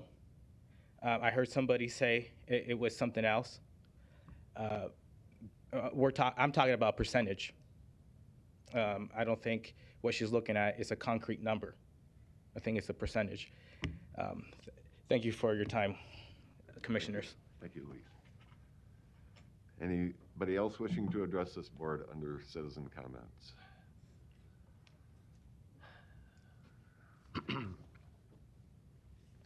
Larry Storr, 5015 Lafayette Avenue, Omaha, 68132. County governance in general.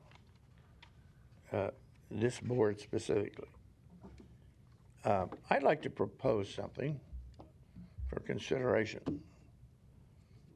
That each one of you that has personal feelings about this has to be removed of your seat temporarily and come to the podium as a citizen and talk about it during citizen comments instead of bloviating from your chair up there.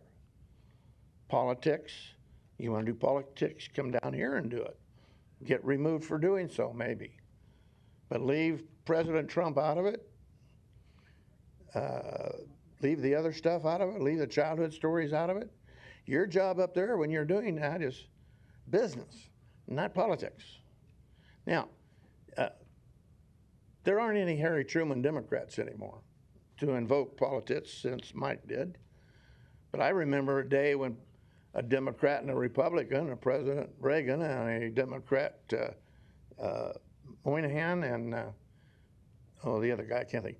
But they could bend a lip as well as bend an elbow together, laugh and have fun. Those days have been gone since after President Kennedy. So let's keep Democrat versus Republican out of it. But please, Marianne, we'd like to hear your side too. But the touchy-feeling part of it ought to be as a citizen at the microphone, not as a decision maker on that side of the table. So you need to change the rules. I know the county attorney and various people have said that, well, yes, you can reply to us. But according to the way a citizen reads these rules, you're not supposed to discourse with me right now. But you can do so. You can do so during citizen comments. At the city level, you can't comment on anything that's not in printed. You can't vary. So I do want to thank you for that. This is the one place where a citizen can come and speak. Thank you. Thank you, Larry. Anybody else wishing to address this board under citizen comments? All right. We move down to the presentations. We have 2 CARES Act updates. The first is approval to allocate $45,256 of CARES Act funds to the Douglas County Juvenile Assessment Center for COVID-related expenses. Item 2 is approval to allocate $97,235 of CARES Act funds to the Douglas County Human Resources Department for COVID-related software expenses. What is the pleasure of the board? Motion by Commissioner Boyle, second by Commissioner Rogers to approve items A1 and 2. Questions or comments to either of these items? Then could we please vote?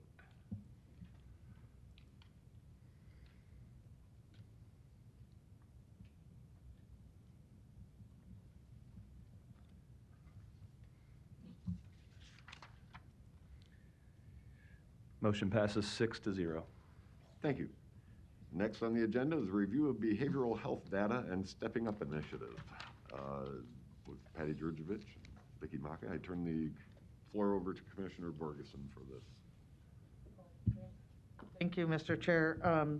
It is just that. As you know, I've been having them come to give us an update on what is happening, not only in the region. As you know, Region 6 is made up of 5 counties, surrounding counties, Douglas, Sarpy, Washington, Cass, and Dodge, but we have been able to make our presentations county specific, which really helps county boards look at what is happening in the behavioral health world. So Patty and Vicki are here to give us an update on the information. This service summary for me, and then Vicki's doing the next one. Excellent.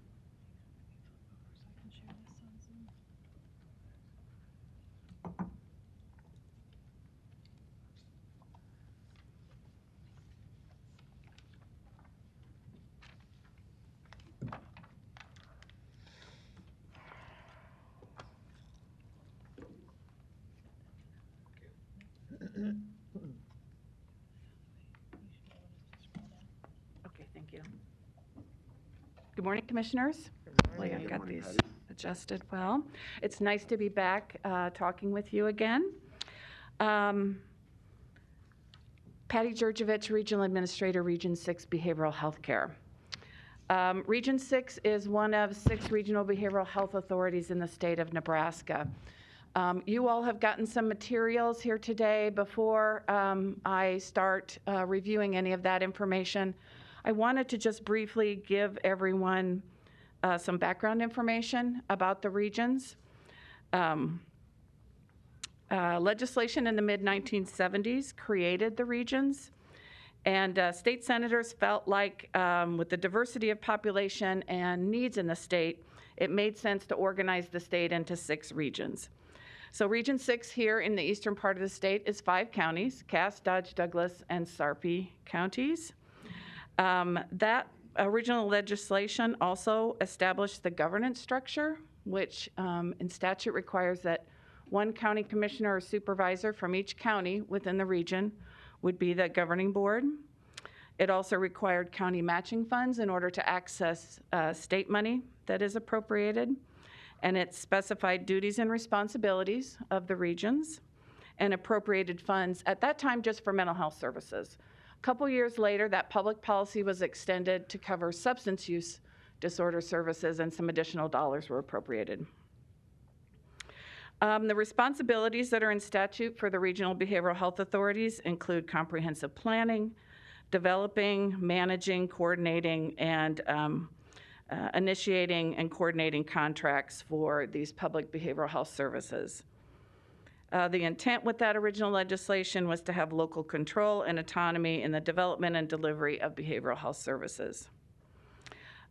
This regional structure was reconfirmed in 2004 with behavioral health reform, as it's referred to, and that effort really was to reduce the size of the state regional centers and shift dollars then out to the regions to develop more community-based services so individuals could be served closer to home.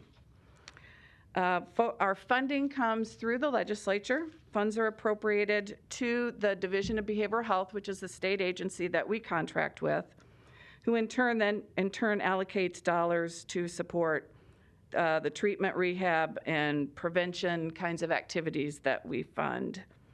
Our dollars are available for adults and youth, and the target population are those who are indigent, uninsured, or maybe underinsured and have behavioral health needs. So what happens is we get the appropriation of state general dollars, federal block grant dollars. Through that contract, the legislature appropriates it to the state agency. We then obtain those dollars. We add in the county matching funds and then use those funds to plan for and contract with community-based organizations to serve individuals in the community. So this year we have about 23 different community-based organizations that we contract with for treatment, rehab, and prevention kinds of activities. The other piece that we do that is important is our system coordination responsibilities.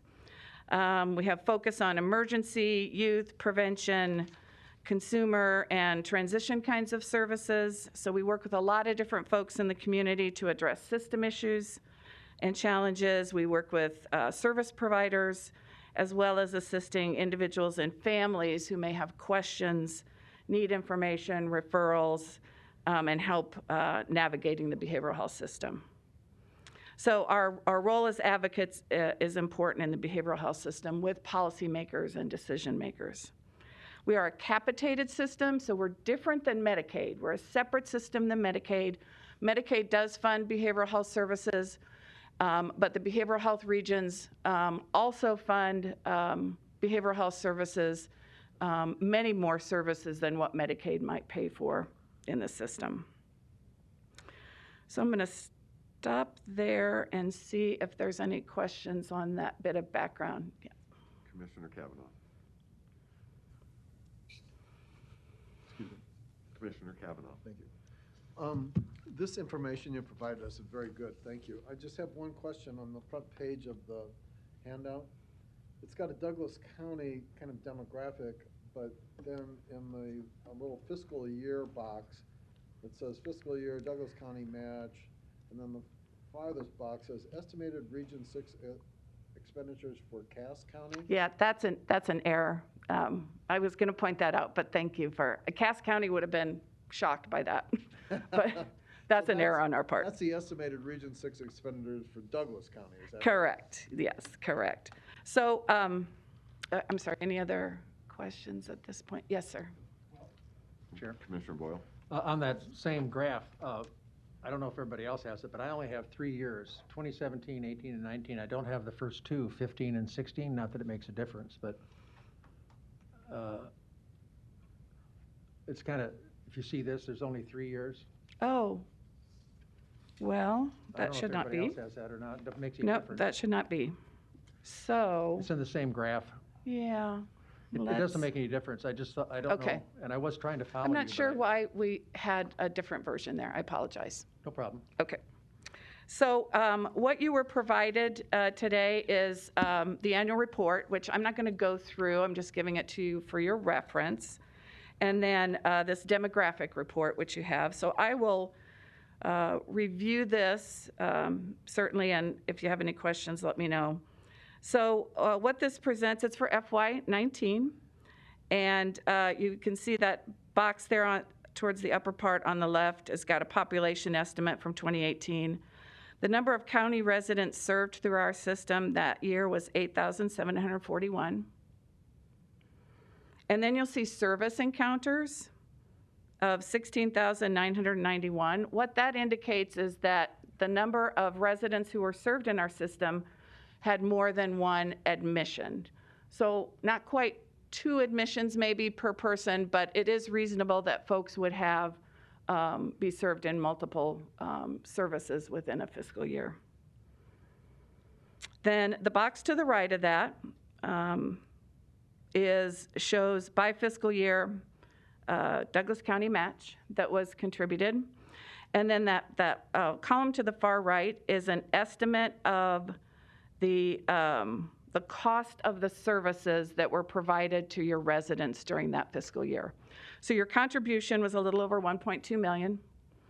and about, well over $20,617,651 was an estimate of the services. Now, the data system and the billing system don't connect to one another, so we go through a calculation to estimate the number of service dollars that were delivered to your residents.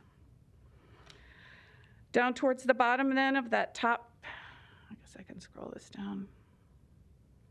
We have information on race and ethnicity for the residents that were served. White, 11,674 individuals. A little over 68% of those served then were white. Black African American, 3,361, and that is about 19.8% of those served. If you look at the ethnicity, almost 83% were non-Hispanic, and about 8.4% were of Hispanic ethnicity. The next page looks at the encounters by age and gender. So the highest percentage in the age group is 45 to 64 years old, about 29%, followed by the age group of 25 to 34, which is about 28, almost 29%, and then 35 to 44-year-olds, about 23, 24%. Then the gender split is about almost 58% male, almost 42% female.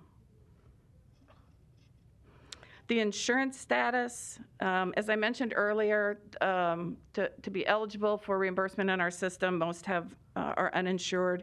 So you can see for Douglas County, it was a little over 69%, or 11,767 had no insurance whatsoever. And then you can see a bit of a mix. You'll see Medicaid in there. As I mentioned earlier, there are some services that Medicaid will pay for those who are enrolled in that system, but a good number of services that we have are not provided by Medicaid. So some who are enrolled in Medicaid may still be eligible in our system to be reimbursed for those services.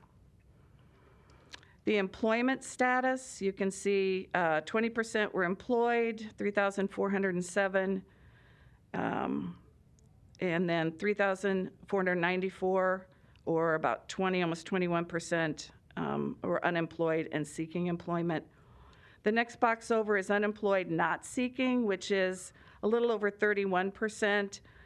Folks in that category may be students, they may be retired, they may be a homemaker or a volunteer, and as the reason why they're not seeking employment. Down at the bottom then of that page is the living situation. 49% are in a private residence, 21.5% in a homeless shelter.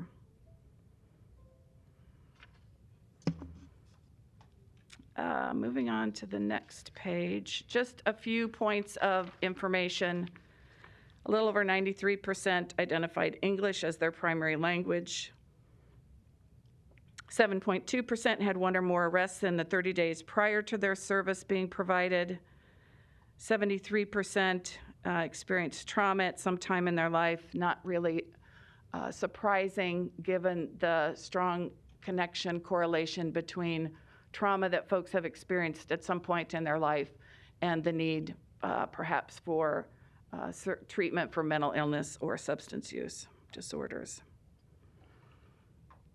Then the bottom part of that page shows the top 10 services that were provided. So you can see the top one there is mental health outpatient therapy, and that is a little over 19% of the total, followed by medication management, which is really an individual seeing a prescriber on some regular basis for a prescription for medication for their mental illness. Third then is detox, which is about 10.7%. And then it drops off with the balance of those top 10 services. So you can see acute hospitalization is in there, 852 admissions during that year. Then the last page of that document identifies all of the different service types that were accessed during FY19. So you can see there it's got a breakdown between gender and then a percentage of those total encounters during the year, which the encounter is that admission, as I mentioned earlier. So you can see quite a wide variety of different kinds of services that folks had access to because of the dollars that we invest in our system through the region. I'm going to pause there and see if you have any questions about that document. You do, Commissioner Boyle? First, it's really impressive the way you've got it worked out. I'm a little, I made some notes here, and I was kind of, I guess, correct me if I'm wrong, Patty, but some of the, when you look at, for example, let me ask a question about the youth. On page 2,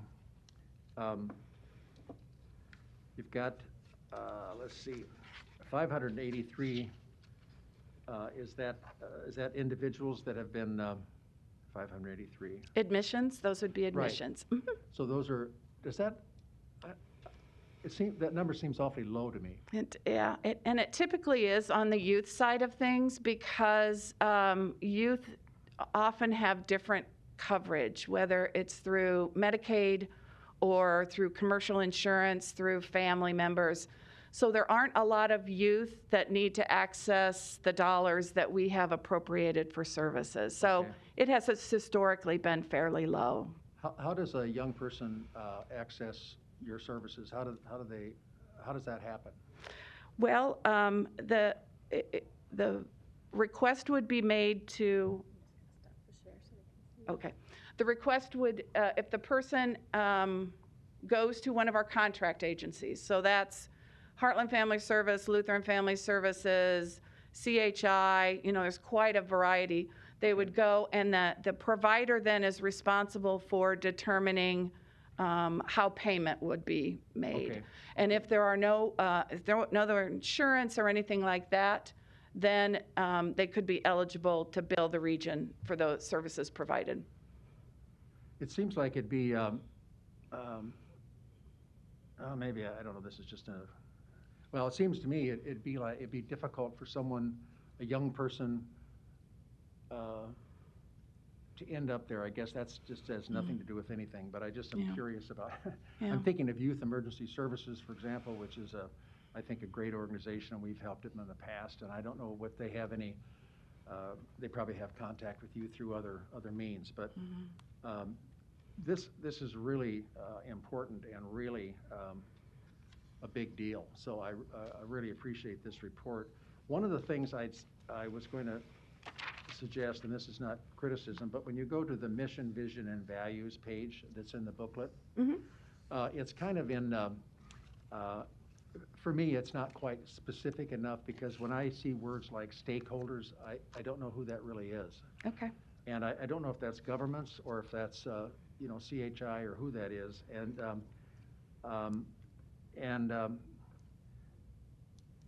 everything else, so it's really, when I see those kind of words, I just kind of go, who's that? Yeah. So anyway, this is an excellent report, and I really appreciate the update. This is real good. Thank you, Commissioner. I would point out, too, that we're working closely with the schools to help provide them resource information. So if school personnel feel like there is some difficulties going on with a student or family, they can hopefully have good resource information to help direct the family and the youth towards appropriate care. Earlier today, I know you were in the room when I brought up the fact that I think we need to figure out some way to help our children and the entire community, get a better start, I guess. And I know there's a lot of things that are emphasizing that. And certainly the Buffett Early School is a big factor, and all the rest of those things, Head Start and all the rest of it, if that's still operating. But anyway, I wonder, I worry about children. We hear about children who are involved in, not going to school. And not too long ago, we came across a boy who was 14, And I don't know if the woman was his mother or what, but there were 3 children in the household. He was the oldest. And the mother left and went to Texas. And so he was it. And he had 2 younger siblings. I don't know if they were related or I don't know any of their relationship. But it was brought to our attention because he was, he took over, apparently he went ahead and cashed her checks and so forth and fed the kids and all, and got them ready for school. But he was missing his bus to go to school, so he was a truant, and that's how they found out what was going on. And it's just is amazing that that sort of thing happens, but and that's not in your purview. But I'm so worried about these young people that are contaminated with lead and all the rest of it. I just don't know how they're ever going to get out of those situations. So that's beyond your purview, but I think you're doing a terrific job in what you're doing. So thank you. I'll quit rambling. Thanks. Just a couple more quick comments. There are a number of initiatives that we have going on. The Nebraska Strong Flooding Crisis Counseling Program came to an end recently. That grant ended, but our newer version of that is for COVID. So we are working in all counties here in Region 6 to provide that crisis counseling program. It looks a little different now because the outreach workers are not really out in the community like they were very regularly under the flooding COVID counseling or the crisis counseling program. So we're hoping at some point in the near future they'll be able to get out. Right now they're doing phone work, they're building resource information, focusing a lot on assisted living and nursing homes where folks are very isolated and trying to assist with that. We have a bed tracking software that's just within days going to go live where we're able to know in that psychiatric hospital situation, what beds are available, which ones are not available, and help direct emergency room personnel toward available beds that way. The Psychiatric Emergency Service, I think it was last month maybe, I participated with Nebraska Medicine when they rolled out that program. It is open as of last week, so we're anxious to see how that's going to go, but that's very exciting for this community. There isn't anything like it in the state of Nebraska. And then the Stepping Up Initiative, which I'm going to turn that over to Vicki, who's going to fill you in on that. So certainly if there's any other questions. I do have one about the rental voucher program. Would that be your purview? We do have a rental assistance program. Mm-hmm. Right, it's on page 6. We're having trouble getting our our money out. I was just talking to Commissioner Borgeson about it, but and Commissioner Kavanaugh as well. But I don't know. I sure wish we could figure out some ways to cut the red tape. Not that you have red tape, but sometime we'll have to talk about the qualifications to get vouchers. Well, we have red tape too. Probably not as significant, but we have that as well. So right, thanks. You bet. Thank you for your time. Thank you, Patty. You get out of your way. She's got your. Are you ready for yours?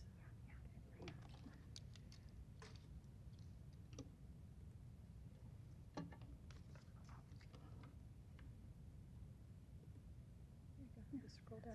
Okay, very good. Good morning, Commissioners. Good morning. I'll try and do this with this mess. My name is Vicki Mega, and I am the Director of Criminal Justice and Behavioral Health Initiatives with Region 6 Behavioral Health Care, and I lead the county's Stepping Up initiative. So today I wanted to give you an overview and an update as to what's going on with the Stepping Up initiative. And just as a refresher, the Stepping Up initiative is a national initiative that provides counties with data-driven framework to reduce the number of individuals who are in jail with a serious mental illness through the development of a comprehensive systems-level plan. So the planning, the focus, the population that we're really addressing, these are not your violent felony offenders. These are generally our low-level offenders who have a serious mental illness. In Douglas County, we have an exceptional group of people that come together every month. The Stepping Up team is composed of individuals from corrections, from the county administration, the sheriff, OPD, public defender, the county attorney, probation, our community mental health center, and then several folks from Region 6. And we meet every month. We've been Zooming during the pandemic. Prior to that, we were meeting in room 903 across the way. And quarterly, we look at quarterly data. But we meet monthly to look at the 4 goals that I have identified right here. The great thing, one of the great things about the Stepping Up initiative is it's very straightforward. The initiative predicts to counties that you should focus on these 4 goals and these 4 goals really only. And they are to reduce the number of people with a serious mental illness who are booked into jail, shorten the average length of stay for those individuals, increase their percentage of connection to care, and lower their rates of recidivism. So while those are very straightforward goals that make absolute sense, the next part of the work is defining each of those goals. And that takes a great deal of time. So, for example, how do we define someone with a serious mental illness? Does that include someone with a substance use disorder? Is it someone that self-reports they have a serious mental illness? Is it by diagnosis only? Average length of stay, how do we define that? Percentage of connection to care, is that an information and referral, a piece of paper with someone's name on it, given to the individual at release? Or is it an appointment made, a real true connection with the provider? And then recidivism. Every place has a bit of a different definition for recidivism, and we've spent a lot of time in conversations and have come to an agreement on Douglas County's definition of recidivism. So once we had spent the hours of defining each of these, then the next step is to start collecting this baseline data, right? Which we did. Most of this data, actually all of the data, is really the jails to collect. We had multiple meetings, and I do want to say the jail has probably gone above and beyond with their efforts to collect data on these 4 measures. But that effort has been a manual effort that has been extremely time-consuming for the good people at the jail to do. And they did this manually, which really is about 40 hours a month to do this manual collection. And after about a year, we as a group said, time out. This is not efficient. This is not something we can sustain or maintain. We have got to figure out a better, more efficient way to get this data. So Miss Justine, I have to give you credit. She has spent a lot of time with the .com vendor and with the Collaborate software vendor to work with them to produce automated reports that we would have monthly. And that may seem straightforward, but you have to remember that different databases that the jail uses, they don't always talk to each other. So this has been a real labor of love, I think, for Justine to make this happen. When social workers start having leading data conversations, it gets very interesting. But she has done an amazing job, and we are weeks.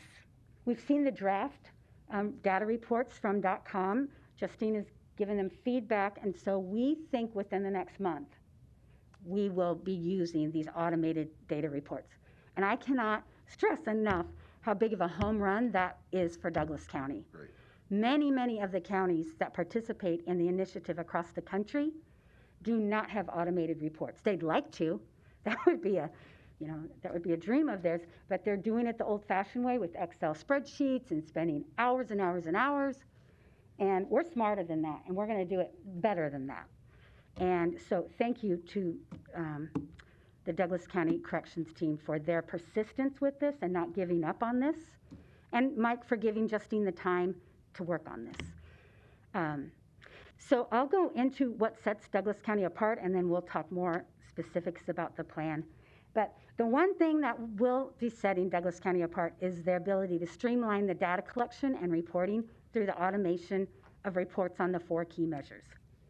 Without having that baseline data to look at every month, you're really throwing spaghetti at the wall when it comes to strategy development, because you don't know what's sticking because you don't have the data to tell you what's working and what's not.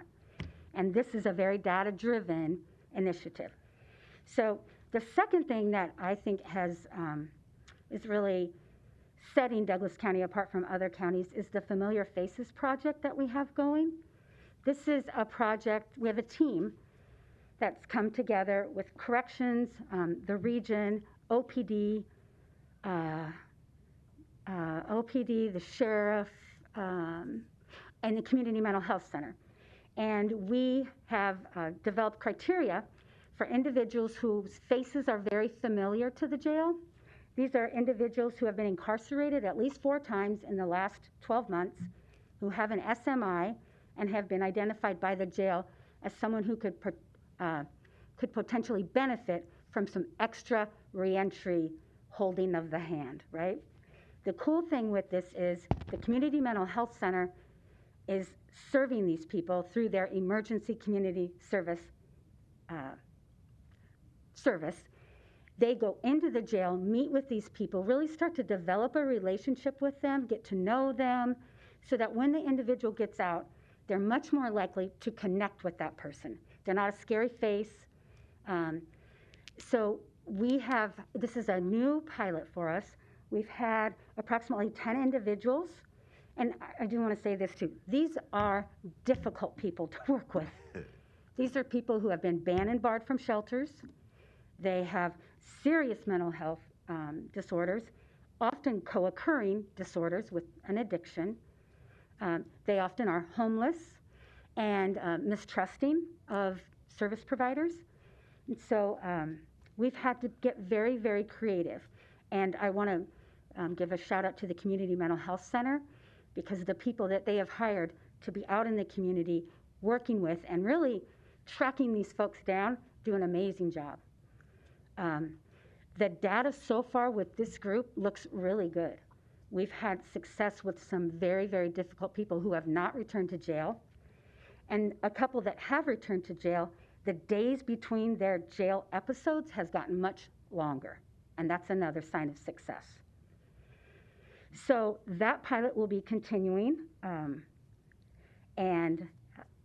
That's one that I think next year we will be coming forward and saying, we need to expand, we need more of this, it's working. But we are tracking data so that we'll be able to effectively evaluate it. The third thing that I think really sets this county apart is the work that we're doing around competency evaluations and competency restoration work.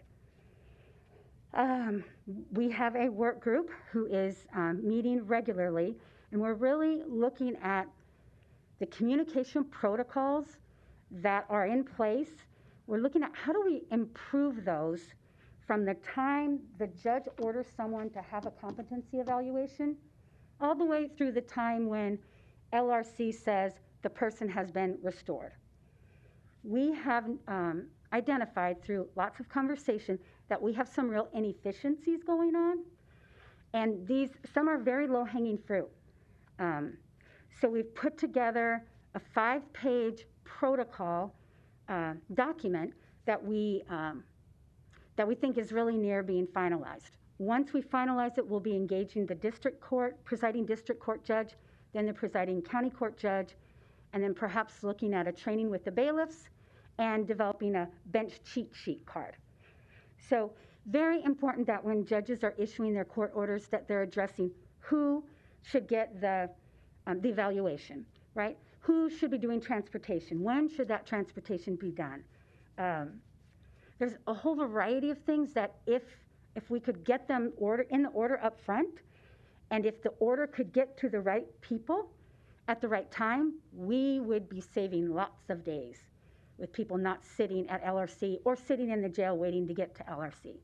It's unacceptable that the jail wouldn't know someone is going to LRC until the sheriff's there to pick them up. When someone's really mentally ill, like these individuals are, there's some prep time that needs to happen, and the jail isn't able to do that when they don't have a notice. So, great group of people with public defender, county administration, and LRC have been working on this. So I think this is, we're going to see a lot of good progress. We also are looking at the data regarding how long are people waiting in the Douglas County Jail to get to LRC. And why is it that someone at LRC who's been restored to competency is still there weeks and weeks perhaps and not getting back to the jail, which they should be because they're tying up that LRC bed.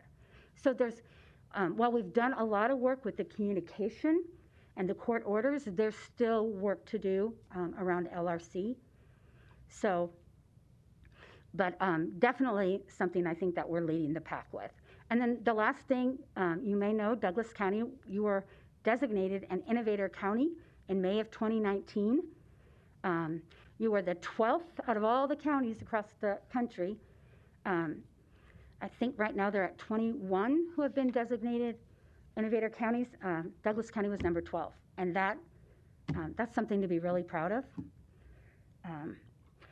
So on the back side, I'm not going to go through all of this, but I wanted you to have an awareness of the plan that we look at each month.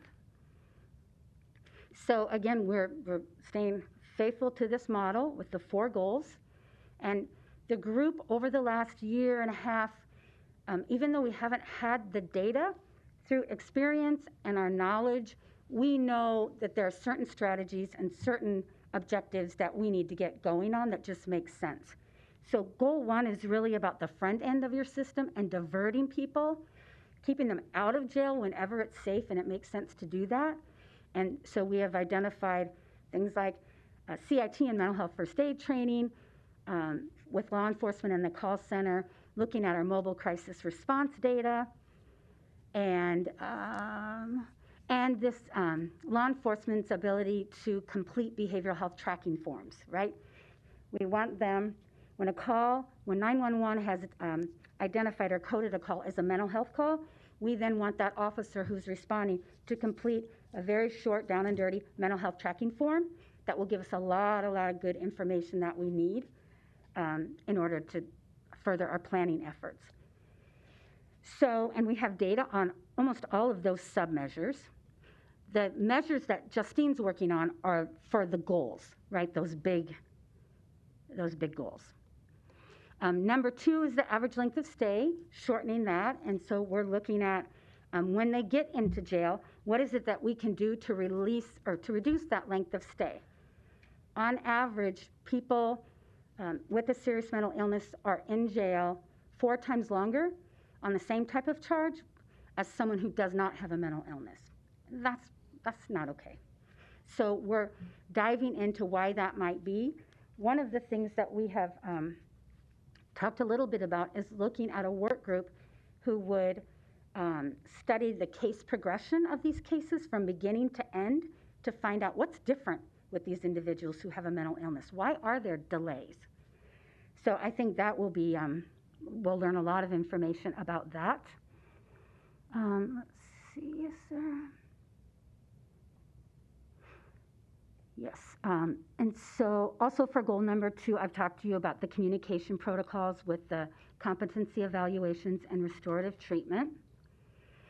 And then for goal number 3, this is about increasing connections to people who have a serious mental illness when they leave jail, right? So this is tracking data on how many people got a type 1 connection and a type 2 connection. And this, we've defined these as part of that defining the data definition. Type 1 is more information and referral. Type 2 is they actually had an appointment and maybe even were able to identify if they got to the appointment. So that's one of the big pieces that we're working on. And then also looking at, are there better ways for us to use that daily arrest report? We also want to look at Medicaid eligibility with Medicaid expansion. Really important that we know who was on Medicaid when they were booked into jail, and then looking at how quickly are we able to make sure that Medicaid gets activated once they leave jail.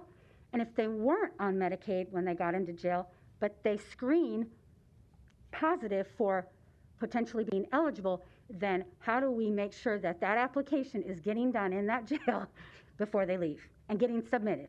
That's very, very important. So those are kind of the highlights of goal 3, and then goal 4 is really about recidivism, and that's where our familiar faces pilot comes into play. using the data, of course, that Justine is working on. And then we're also looking at probation violations and custodial sanctions to fully and really make sure we understand how many people that are on a probation violation are in jail versus how many people that have received a custodial sanction are in jail. So we're starting to look at that data. Actually, we'll do that next week. And then we are collecting data also on the number of people who are receiving their antipsychotic medications via an injection. That's called a long-acting injectable. Research is really, really clear about that one, that if you are able to use LAIs, and this is a voluntary medication, right? Not forced medication, but voluntary, you will definitely see a reduction in recidivism. So working on that with LRC as well. We have some bugs to work out on their end, but a lot of really, really great things going on with Stepping Up. This team, I got to tell you, through the pandemic, when I know everyone's being pulled 1,000 different ways, not one person, misses these meetings. They are committed to this. They show up. They participate. They're engaged. They ask great questions. They give me homework to do. And so they're a really great committed group to this initiative. And I do want to thank Diane's on our Stepping Up team, Diane Carlson, and of course Mike and Justine and others. But it is an honor really to lead this group of people. They're brilliant people in the criminal justice system. Yeah. Thank you, Vicki. I'm happy to answer any questions. Questions or comments? Commissioner Blunt. Claire's so thrilled.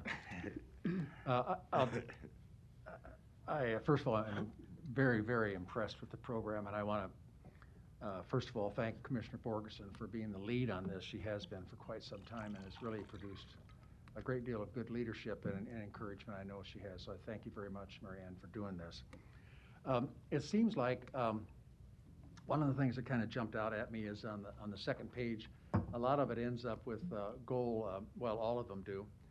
Goal 2, 3, and 4 particularly deal with people who have a serious mental illness who are in jail. And I'm beginning to think, I have thought for some time that maybe what we need to do is have some kind of a judicial mental hospital where people who are, and we've seen this before, and we've had people in the facility, obviously, who are, large numbers are mentally ill from schizophrenia down to depression, you know, if you want to call it down to depression, but schizophrenia, depression. And it seems like that would be a more humane way to go if you can figure that out some way. Of course, it's expensive, and I don't know how we all do it, but none of these folks belong in, well, I should say none of it. Yeah. I really question whether they should be in jail. I think all of us do. And it'd take a lot of bucks to do that, but I think we need to think about that. And I'm curious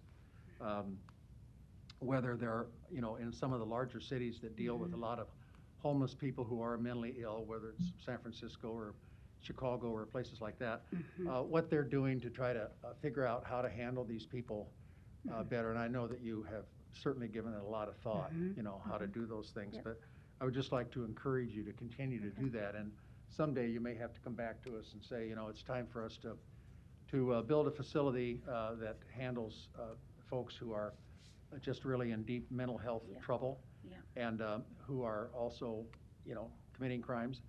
I saw something on PBS, I think, that dealt with working with a group of people who were homeless and also mentally ill, not desperately mentally ill, but who were suffering from it. And they had these tiny homes for them. I mean, really, actually, it was just a room with a bathroom and a, you know, I'm not even sure it had a hot plate, maybe not, but at least was a bed and a place to clean up. And there was a woman who just absolutely was ecstatic over getting this something of her own where she could put her things. There's a woman who walks around, I'm downtown quite a bit, and I was going by the new, by the Civic Center coming this way, and I got up to Dodge Street, and there's a woman there almost daily. It breaks my heart. She's got a wagon that's loaded with clothes, and it's all tied up, and heavy wagon, and she couldn't get up over the curb the other day, and I mean, she did finally do it. And I drove by later on last night, and she was sitting on a bus bench just all exhausted. And I'm thinking, you know, there's somebody who needs something. I mean, she's not going to get help. She's not bothering anybody. Anyway, I guess in a nutshell, I really want to thank you for what you're doing. You and Patty and Mary Ann, Vicki, you're doing a terrific job. Thank you. And I'm going to stop out sometime and just spend a whole bunch of time with you. Maybe I'll bring something to eat. That'd be great. Drink? We No, love I just, food, yeah. anyway. Yeah, that'd be So great. thanks a lot, though. Thank I you. appreciate it very much. Thank you. Thanks, Mary Ann. Commissioner Borgeson. Well, thank you, Mr. Chair, and thank you, Patty and Vicki. We are very lucky to have such great leaders leading our initiative, not only, well, the organization, the Region 6 organization, but also the Stepping Up initiative. Commissioner Boyle knows that we tried originally to do this on our own, and the time and all of the things you just went through, Vicki, that takes so much time of your time, of the jail staff's, the corrections time, to be able to really put our plan together. Thank you for that. And, Commissioner Boyle, I know we've talked about that, and one of the things that I still don't want to lose sight of is that, at least a goal of mine is that we, instead of building more beds, is that we decriminalize mental illness. And, why they're at the jail, I think that we have done a pretty great job of trying to figure out how to serve them because they're there. But my focus really wants to shift to how do we not even get them there. And that's where the, hopefully the emergency facility that's opening up over at the old Clarkson ER, where people will be able to be taken and really assessed to figure out where they belong, will help. And I giggled a little bit when you brought up the tiny homes, because I have been trying to find somebody who wanted to do that project with me. But it's been in groups. It's been mental health, folks with mental health. It's been homeless. It's been our elderly. It's been our vets. I mean, if you look across the country, there are tiny home projects all over this country with all of those groups that I just mentioned. And I really do believe that that's an initiative that we should probably pay a little bit more attention to and try to get here in Douglas County someplace. But I just want to say thank you. We have a lot of challenges ahead of us as a region with the services that we're providing.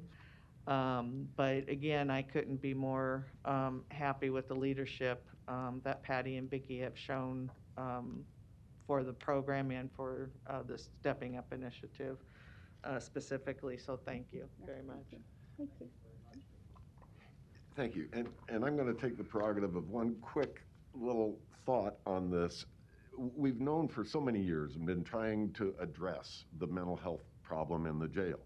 And we've all been aware of it for a long time.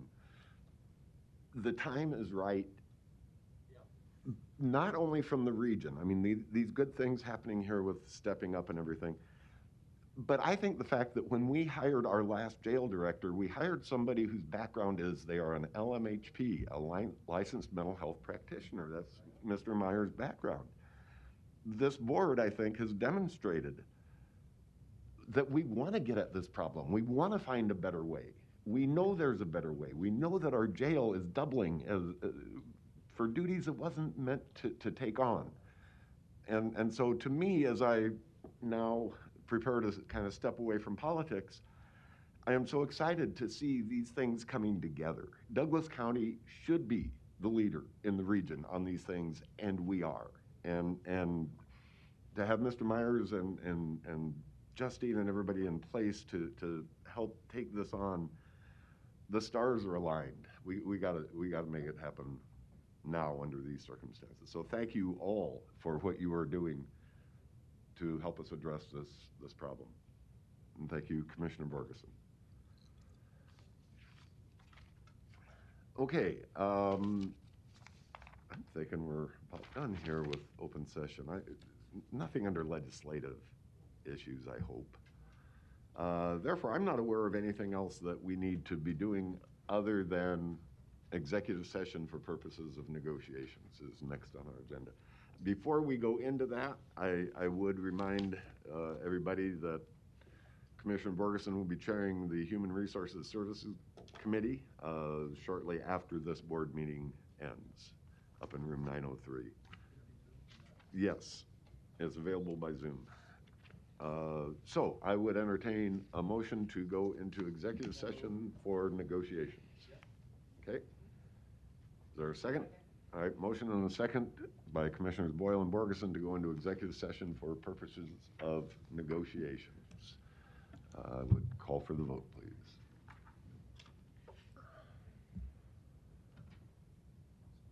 I'm told we have the phone fixed back here so that Mr. Kraft, Commissioner Kraft, can join us more successfully today.